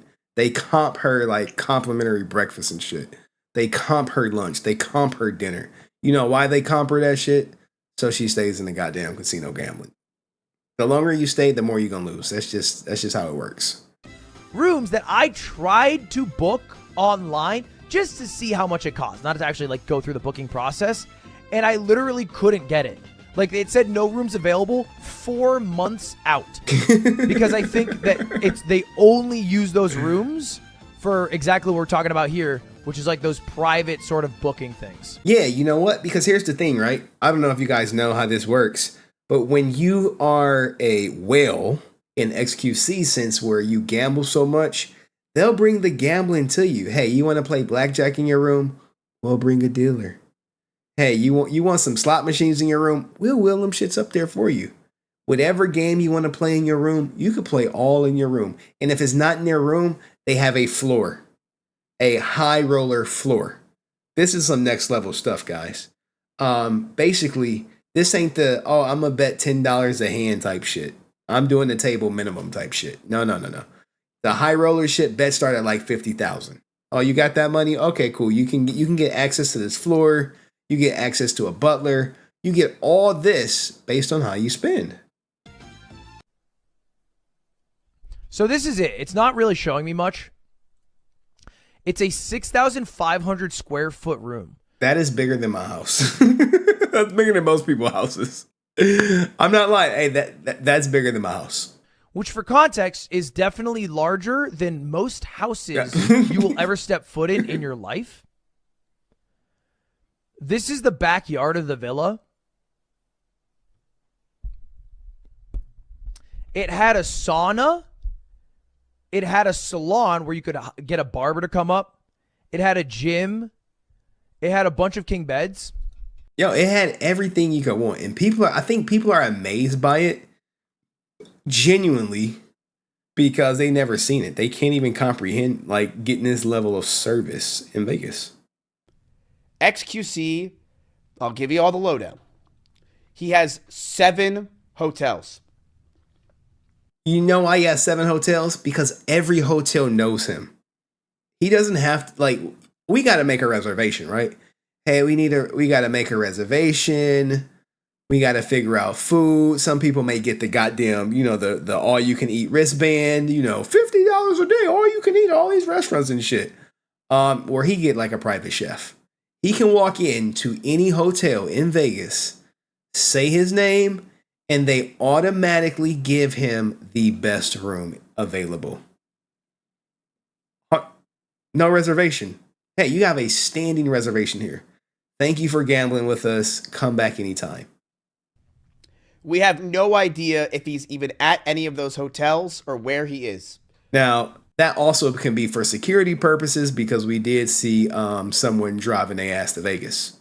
And the reason why he had 7 hotels is because when you gamble, they give you free stuff. And those hotels, he told me, come with butler service. And they come with like everything, including a limo ride if you want to go around the works. Yes. They come with everything you can possibly imagine. Limo service. And you know what's crazy to say? They come with limo service. I saw XQC about 7 times sprinting and running through traffic. But he has a limo service. I'm like, dude, I don't understand where this guy's going. Like, he's running around sprinting everywhere, but the dude has a limo service. I mean that could just be personal choice. But Miz can't comprehend how much money XQC. I mean, he has like so much money. We'll get to the chain that came up missing too. You're probably wondering about XQC and what happened with XQC. And I can tell you what happened with XQC, but it was the most stressful, terrible time of my entire life. Oh, because to see this man, and it is mind-boggling to understand how much money this guy really has at this point. Because you see these streamers, right? I went from the lows to the highs, okay? I saw streamers gambling with $100,000, and I saw streamers like Canute after his wedding celebrating with $25 in a dream, okay? So I've seen everybody from low to high. And seeing XQC and how that man gambles is the most explosion. It's like, it doesn't even seem real. I know the anti-gamble people like, yo, how are you gambling people's life savings in a hand? Like, because I earned it. It seems like you're in playing GTA watching this guy just fuck around. He'll pull out $100K like you'll pull out a dollar bill. That's what it'll be. He'll pull out $100,000 like you pull out a dollar bill. That's the reaction he'll give. And the lady, so I told the lady when he did it, I saw him pull out $100,000. I'm like, yeah, this is Trump's son. And she believed it. She's like, yeah, okay. Don't understand that one. That makes sense. It's insane to watch him. And also it's insane to watch the lack of fuck this man gives when he has $100,000 out. It's just like, it's whatever. XQC. I mean, you're probably wondering about XQC. Damn it. Imagine me being the only. They killing me on the on the auto refresh. Now let's go to the chain. People don't know. Give me a sec. I don't have a Twitter thing up. Oh, here we go. XQC's chain went missing. All right. Now here's the thing. I also wanted to play this. All right, let's play. What's this? Did he draw this? They had like some. I didn't watch School, guys, but someone said he drew this. I don't know if this is true or not. And you know, I know Adept is watching. Like, First of all, shut the fuck up. These are some of the bookmarks I got. Shout out to Kev, and I don't know why these YouTubers beefing. Bruh, I don't even want to get into this story. I saved it, but I was like, I ain't reading that shit. All right, so let's get back to XQC talking about the chain. And he was like, wait, are you playing? Yeah. I saw Load, and he was like, wait, are you playing the show match? Like, yeah. He's like, well, drink up. That's literally what he did. And I found the XQC 40K chain. It's like, let's throw it on Tyson. Let's make him feel good. I saw everyone got pictures with that. Yeah, that was passed around. That was passed around a little bit. But how you guys feeling? You feeling good? All right, so XQC's 40K chain, you know, the net worth around your whatchamacallit, right? Here go from Kev. Shout out to Kev. He be like, these are everyone who has the chain. All right. But then the chain ends up going missing. It goes missing right here. And she was the last person. She was I don't know who she is. I don't know who she is. And then XQC showed up and he stood by me. Obviously, I had no idea who I was, but I was like, dude, sick chain. And I was like, can I wear it as a meme? Because I was like, oh my god, that's fucking XQC, fucking he's doing me. Who is this chick? Is she? I have no clue who she is either. And he was like, yeah, and I was like, are you kidding me? But I just like, I took some snaps, whatever, fucked around, and then I gave it back to him right away. Carmen actually wore it after me. So the chain is missing, and she like, well, I gave it back to him. So the fact that like somebody ripped it and was like, he wasn't seeing it wearing it the next day as if I stole it. Dude, he's like fucking like, he's like a foot and like some change. Yeah, he lets everyone wear that thing, which is funny. I didn't know that though. I didn't know that other people like wore it notoriously. I was just like, they had so many like This is pineapple wild. tequila shots back there. And they, This is wild. I mean, hey guys, if you got it like that, you got it like that. Who is this? Oh, there she go with the chain. There she go with the chain. Chain gang. But no one does Vegas like this. I've never, not even in like The Hangover, you see anyone do Vegas like this. Oh, what the fuck? Where we at? Oh, this had music? I'm missing it.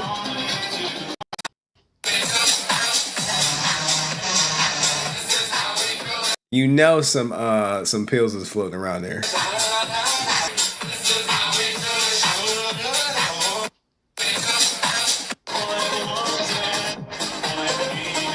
Now, who is that? Who is the one with the tongue out?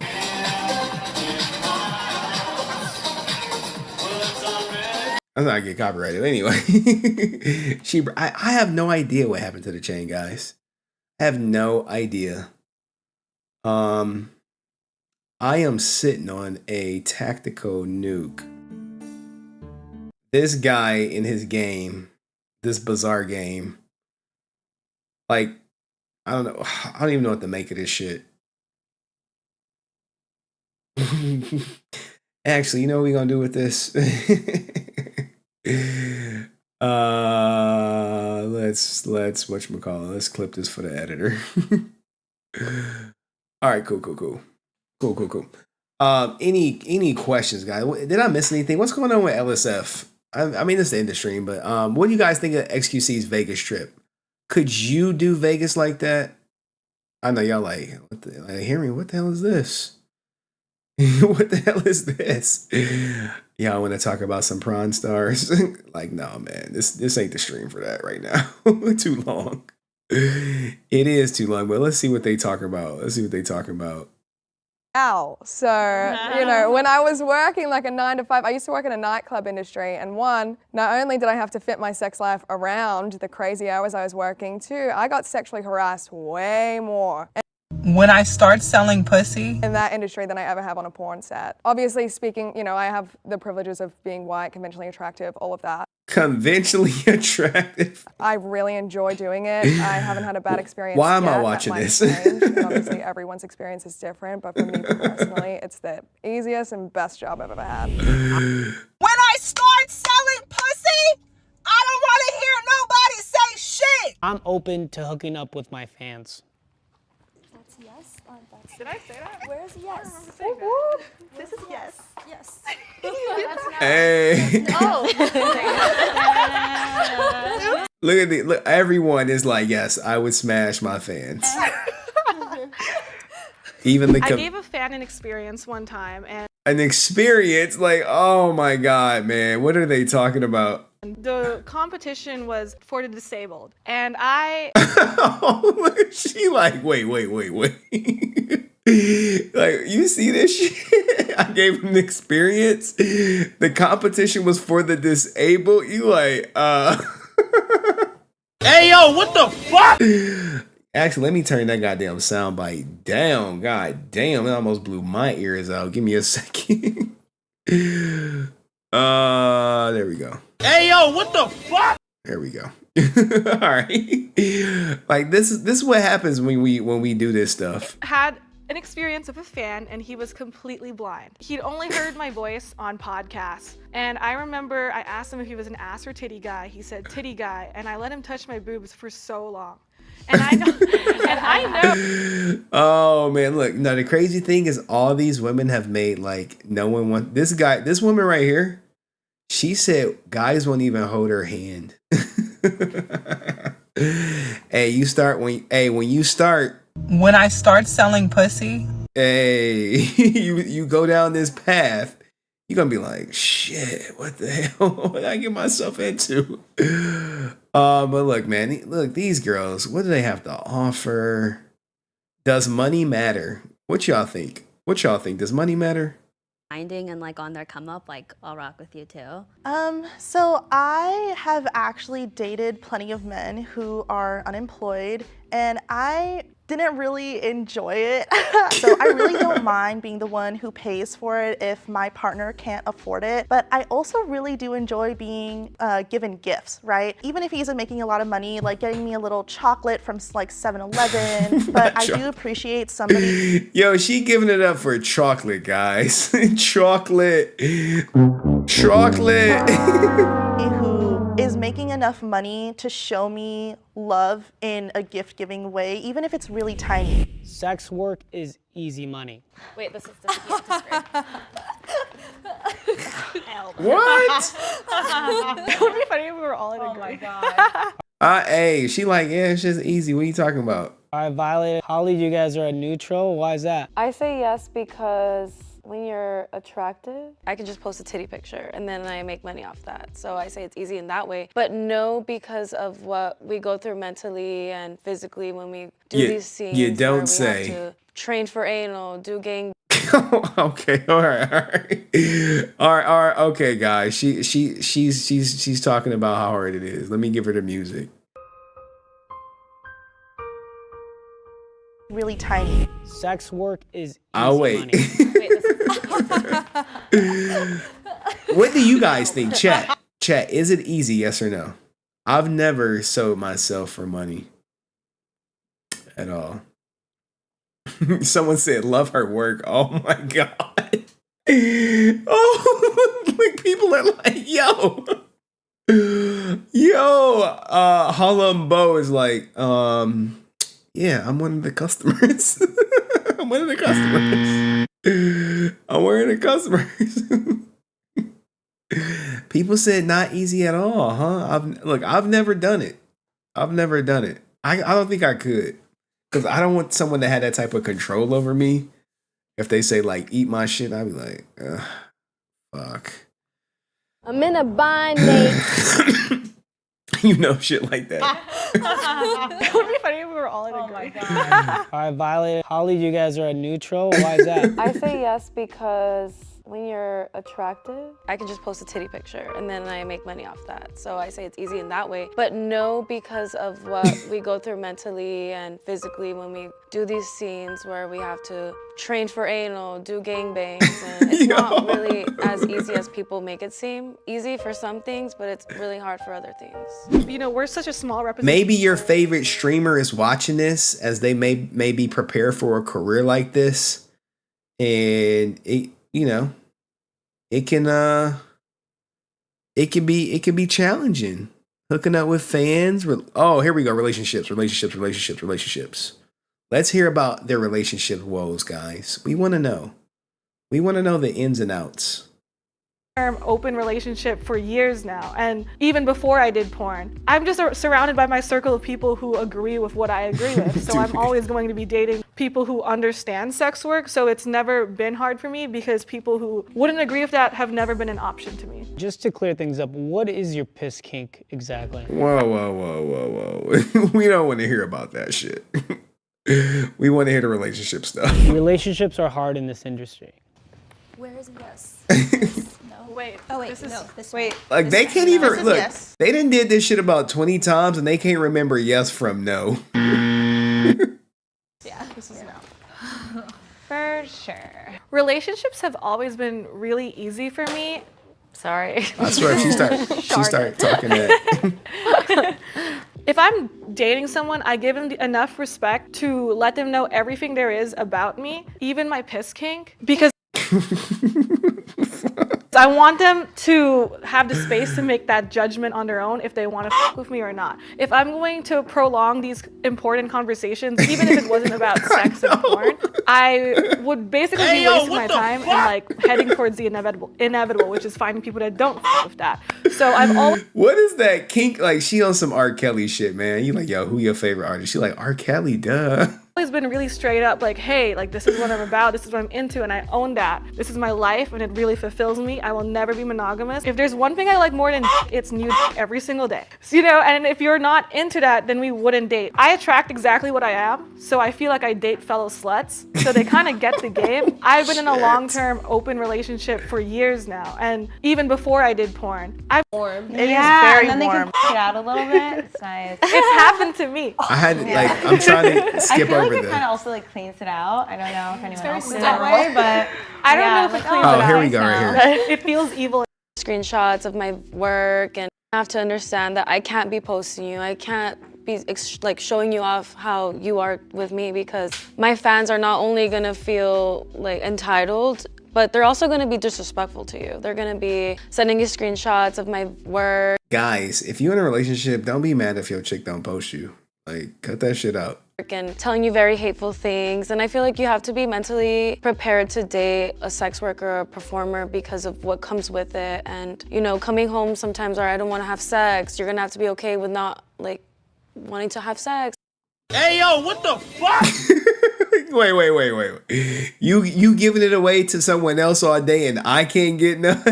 This does not seem like a good deal. And it's just a lot that comes with it. So I think it's really hard. And being bisexual is a hit or miss too, because the women outside the industry can't understand how you take on film. Yes, that and be happened gay. to me. Like what? Is this a Decepticon? Like that happens to me. So I'm on a website for women because I wanted to like look for a girl, and they, if like real lesbians, don't want to interact with you if you've had a cock inside of you. Yeah. And it's extremely Look, hard. I'm asking because I don't know. I'm getting Decepticon vibes right here. Autobot. This is definitely not an Autobot, but this could be a Decepticon. I don't know, man. I grew up with Trent. I don't want to say the cartoon and shit. Hard. And like it's a job. Yeah. It's a fun job, but it's a job. Yeah. I'm coming home to you and I'm gonna take a shower before I get in bed with you. Like, Yes. please. I love what I do right now. I love sex. I love everything about the industry, but I'm 21. So right now I'm not 21. Oh no. looking for anything super long term. Relationship wise, I'm very monogamous. So when I do get Wait. Hey, yo, what the fuck? How can you believe in monogamy? Like if you go on set, get your back blown out by someone else, and then you come home and you're like, oh, I am monogamous. I only get my back blown out with the camera on. I believe in monogamy. Like, yo. get to that point, I think I will have wanted to leave the industry so that I can pursue that to the extent that I want to. If I was trying to find a monogamous relationship right now, it would be basically impossible with what I do for work. I'm on the same page as Holly. Once I get into a relationship, I probably will want it to be monogamous, and I think it'll just work best if I'm more out of the scene once I want to get into one. And you're barely getting into the scene, right? Well, I've done OnlyFans for 3 years, Damn. but I'm going to start working with more people now and doing porn, so I'm very excited. Yeah. Look at they congratulate you like, yes, girl, go do prawn. You've graduated. You've graduated, girl. You've graduated from OF to full-blown prawn. We really hope your career blossoms. And then in 3 years, you can come back and say how you regret doing it all. Like, what the fuck? Oh man, this is a father's worst nightmare. I'm sure you want to support your daughter, but you want to do something a little bit more tasteful, perhaps, where she may not have mental issues for the rest of her life, or new pictures available. I always said that no one wanted to date me in the first place, so I feel like OnlyFans honestly made it a lot easier to find people who wanted to date me. I feel like I'm my most authentic self with OnlyFans. I haven't been in a long-term relationship, and this is like very specific to me. Again, no one wanted to date me in the first place, but like all of a sudden, all these guys want to take me out or want to do things with me that just no one wanted to do before. I mean, here's the thing for all my women, and maybe they know this. You really only getting temporary intimacy. That's it. Temporary. Hey, yeah. They want to take me out. Yeah, they want to take you out. They want to take you out, blow out your back, and then drop you back off. They don't care how your day was. And they probably don't want you to call them when you're not having a good day. The f***ing's hard too. It's like they want to Adriana Chachek. They don't want to this person at home. Like, dude, we can't do this all the time. Swallow your dick all the time. All right, guys. What do you think of today's show?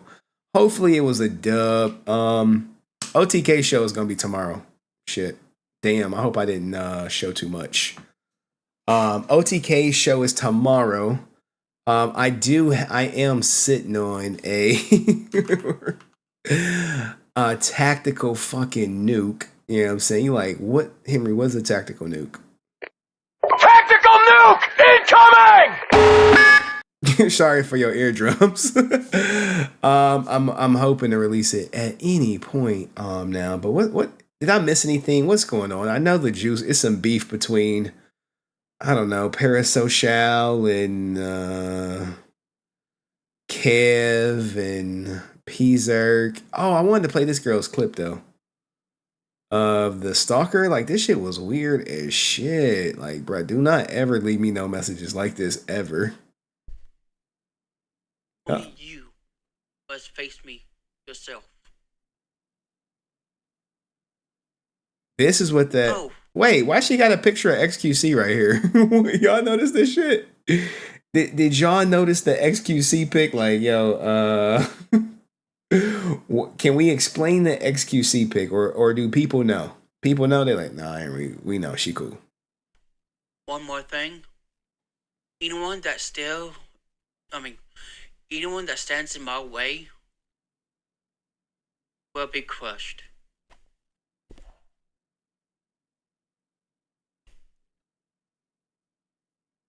Guys, I never gonna get married. So, Jack got me. Jack got me. All right, Jack got me. That was a good one. Anyone that stands in my way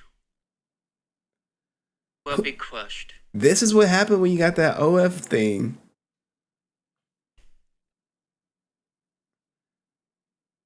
They will either be killed, destroyed. Be nervous. That voice is giving me some. You can go ahead and stop me. Trembling. But you better hope I don't have anything to shove up your ass. Oh my god, bro! I thought we was off this shit. I make it go boom. Perfect. So, oh, someone is rating with a party of one. Okay. What the hell? What? Hey, man, some crazy people out there. All right, so this is what Jack got me. He clipped this. I don't know where he clipped it from. Guys, I never gonna get married. So, Sammy can just get out of my life, and I'll give her half the McLaren, and we'll call it a day. And she's like, nope, I want the steak deal. And I was like, file for divorce. Guys, I never gonna get married. So, Sammy can just get out of my life, and I'll give her half the McLaren, and we'll call it a day. And she's like, nope, I want the steak deal. And I was like, file for divorce. I was so stupid. I'm still stupid.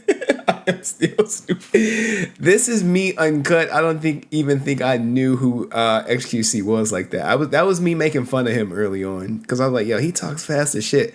But now after watching him for so long, I just know what he says. So I'm like, oh yeah, I can. And someone said like, yo, over time, I think it was Jack actually, who was like, over time you'll be able to understand him. Okay. Would the case with Reynad be a Ponzi scheme? No. Someone asked me that. No, and the reason why is because he actually has a game. If he had no game, maybe, but no, he actually has a game. I don't know who asked that question. I mean, I could show you the game, but it just for what? I'm just trying to go through LSF to see what's popping. Nate hits a hole in one. What's this SS Sniper Wolf Volume 2? What the fuck is this? Who is this? Sniper Wolf version 2? What do we think, boys? Hey, subscribe to my channel. I do I react to TikTok. Sometimes I don't even react at all. I might show up at your doorstep. Be careful. RIAA for the A. She not lying though. She not lying. That is not the Sniper Wolf look though. I mean, did I miss anything? Is there anything going on, guys, that I missed? Anything? Did you talk about the fight over Twitter IRL? Hail Mike in them. Who the hell is that? Hail Mike in them? I don't know who Hail Mike is. You know, guys, I don't speak Twitch. You've been covering Twitch for like some time. I'm like, yeah, I know. I still don't speak Twitch. What's this? Oh, she's shooting a 50 cal. I'm into this.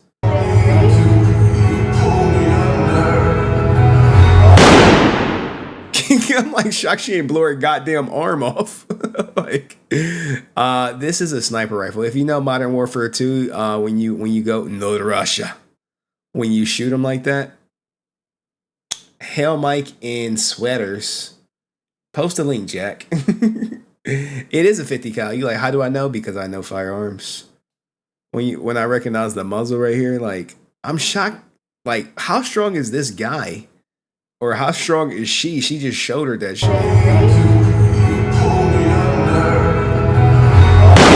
God damn. He like, good job, little buck. Hey, have anyone y'all ever shot a 50 cal? I shot a Desert Eagle. Oh my God. Oh my God. Yo, your fucking whole hand be shaking. But hey, it is what it is, man, you know. What else is on here? Destiny plays the piano. Nope. Mario shit. Nope. Quinn shows off new AI. Like, is this? No. Who cares about AI? It's there. It's what? Oh shit! Someone clipped me. What the hell is this? So with Reynad, well, somebody is asking for they $5 million. They like, where's my money, man? Like $5 million. Oh shit, someone clicked. So someone like, so what's up with Reynad? Well, somebody is asking for they $5 million. They like, where's my money, man? Like, who clipped this? Who clipped this? You cannot. Okay, salute to. Let's see what the comments say. This is always fun. I never know. People are like, this Henry guy, he sucks. Oh man, y'all ready? Henry. The story of Reynad is a true marvel. He could have streamed and made. He would be richer than XQC right now. But he just tried to design a shitty card game and go completely broke, which, you know, 300 million. It's not bad. Damn, this shit getting some upvotes. Or somebody is downvoting this shit. You know how I know? If this has 185 upvotes and this only has 78 upvotes, then people are down. They're like, we don't want Henry up here on this LSF. But yeah, he probably would have. He would have been a nobody if he didn't get banned from Magic for cheating, causing him to focus on Hearthstone, which, what? See, I told you I'm probably not done with this guy. I told you I'm probably not. Is there lore link for more info on this? I didn't know Reynad before Hearthstone. Jesus. I'll make you famous. I'm going to look back to Reynard's own response to his ban, which Reynad got clowned for in the Magic the Gathering community. Oh, shit, man. Like, why do people hate on LSF so much?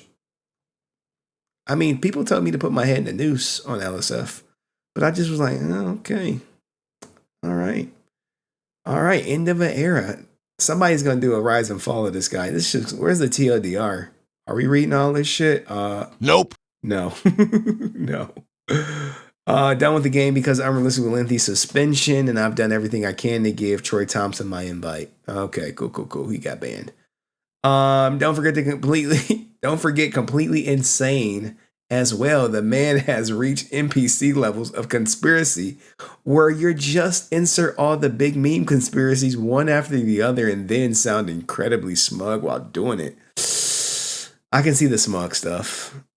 He became a conspiracy nut job. He had to play Hearthstone 8 hours a day. Goddamn. Look at what Forsen became, a shell of his former self. Damn. It's kind of, God, look, this person is kicking their back in. It's kind of interesting to see which Hearthstone streamers continue being relevant after HS hype, and they all did it in pretty different ways. Forsen only escaped the Hearthstone curse because he sacrificed his wife and dog. What the fuck? Did he really tombstone his wife and dog though? Like, guys, you know I do not know the lore. I do not know the lore. The knife juggler really look at a troll on him. Any examples or links? All right, this shit made LSF. Wow. Here is one clip. What is this? There's a card.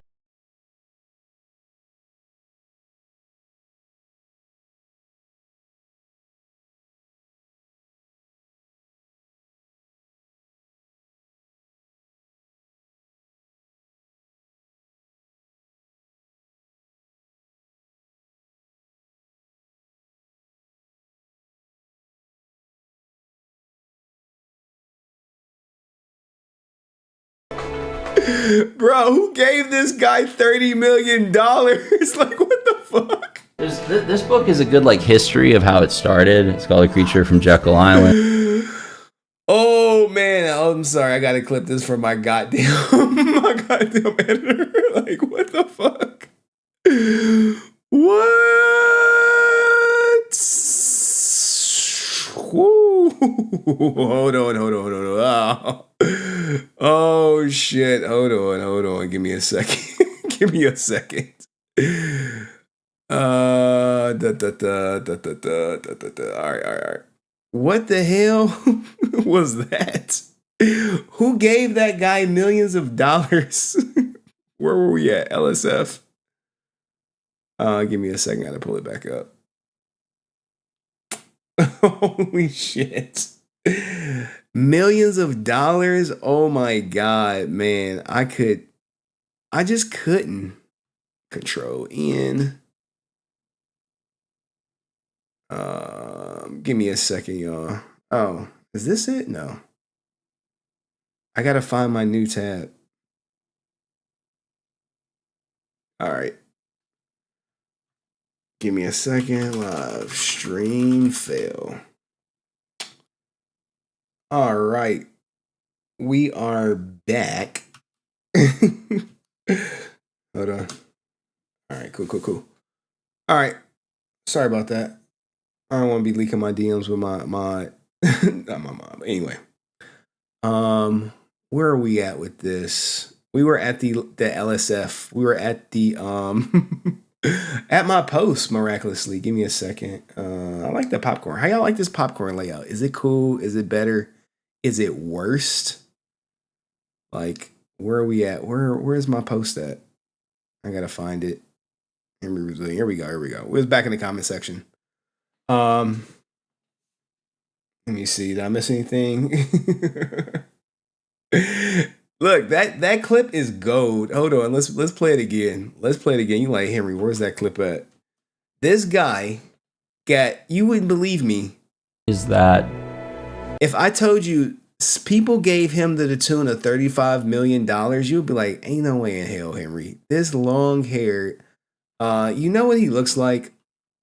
Evil guy from Ghostbusters 2. There we go. There you go, right there.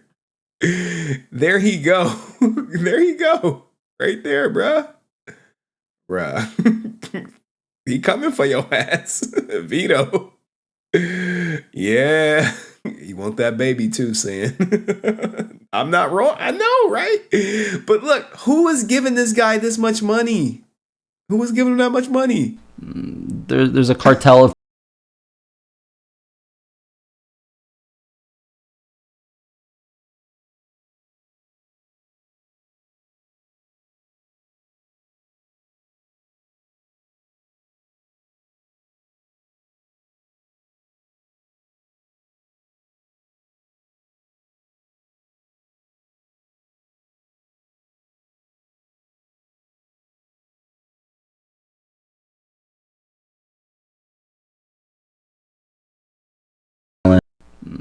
there's a cartel of private Now, here's the thing. My sources tell me $7.5 million of the funds came from FTX, which likely bankrupted the company. And let's see if I can pull that up. I got my sources is like hitting me like real live. Holy crap. It's a PDF. It's a PDF. Damn. I'll have to go through this. I'll have to go through it. But let's get back to the goddamn comments, yo. Like, where's the rise and fall at? Y'all want me to do the rise and fall of whatchamacallit? It says search for AVY. Here we go. Control F. AVY 1. Where is it at? Oh, here we go. Yep, right here. Damn, my sources be behind the scenes. Like, look, here we go right here. AVY 7,500. Now, what this means is they had 7,500 in FTX, and that shit ain't worth nothing now. That's what probably led to all the financial problems, to be fair. To be fair. So, thank you, my behind the scenes source right there. Scam, bankrupt, fraud, good old Sammy SBF. Yeah, man. I mean, he could be a nice guy, but that crypto shit just ain't what it's gonna be. And someone, look, he got some people. To be fair, his game concept was interesting. It just took him so long to make it that an entire genre of other games, whatchamacallit, an entire genre of other games spawned from the concept in between. Like, the Gods Unchained. I voted for Forsen. Watch this clown for context, but there was none other than Temple Storm being broke. Bizarre coming soon, guys. Damn, look at this. Why you gotta call me a clown, man? Like, shit, silly songs. Why I gotta be a clown, man? I should send him a message. This could be a Miz kid. You know how it be. They watched it. 37 million in paid capital. 5 million that is in this crypto. Somebody was here. They were here. Blockchain technology. They're valuing their game development assets at 10. Look, they got all this shit from me. Do I not provide value? I think I do. 100% the federal bank. Someone's trolling them, man. Oh my goodness. What was there evidence that Stream Temple was broke? I mean, yeah, they fucking broke. I mean, this is still grifting crypto and saying schizo shit. Damn, man. I didn't know he was a legend like this. All right, well. Anyway, guys. Jesus. What are we doing here? God damn. What are we doing? Hopefully you had fun tonight. Hopefully you laughed. You laughed at this. Oh man, they just go insane. Wondering why he was living out of a van. He had like easily a $500,000 salary. Where's the fucking money? That's what I want to know. Hey, where's the money, my man? Where's the money? Why do you need such an exorbitant salary? I live that there's zero context here. Sometimes people get sued for BS and nothing happens. We'll see how it goes. Well, click on the full live stream for full context. As you see, he led people on for years. Did I vote my shit up? I voted it up. But half the people are voting it down. So that's how it goes, guys, when you Henry Resilient and you break shit. What does Jack got for me now? What's this? Whoa, Jack, you really trying to get me demonetized out here. What the fuck? What the hell? What was that? I saw him about to give him the kick to the face. And I was like, oh shit. Like, Jack, come on, Jack. Oh yeah. I seen the fight. I can't play it live, man. They'll shut my stream down. They'll shut my stream down for violence if I was to play it live. But anyway, guys, I had a great time tonight. I got to get my editor some timestamps. I got to get some rest. Hopefully, I'll have some clips up. This story, bare minimum. Probably the $300 million evaluation. Like, what the hell? How did he have a $300 million evaluation? Or is he just blowing smoke up our chain? I really don't know. But anyway, guys, thanks for watching. Do me a favor. Like the stream on the way out. W stream. Yeah, man. Tomorrow, I should have all the OTK stuff. They coming for Adriana Lee. They like, hey, bitch, where's my money? I won't know until tomorrow how much they asking for. OTK is going for, they want their lawyer fees. So it's 57 pages. And we'll get a new trial date for Miz for his hearing to get his shit dismissed. Maybe I'll look into this Reynad guy some more, but I really don't know. I'll be on the phone with lawyers tomorrow, like crazy. So salute. If I drop the nuke, you will know. You will know.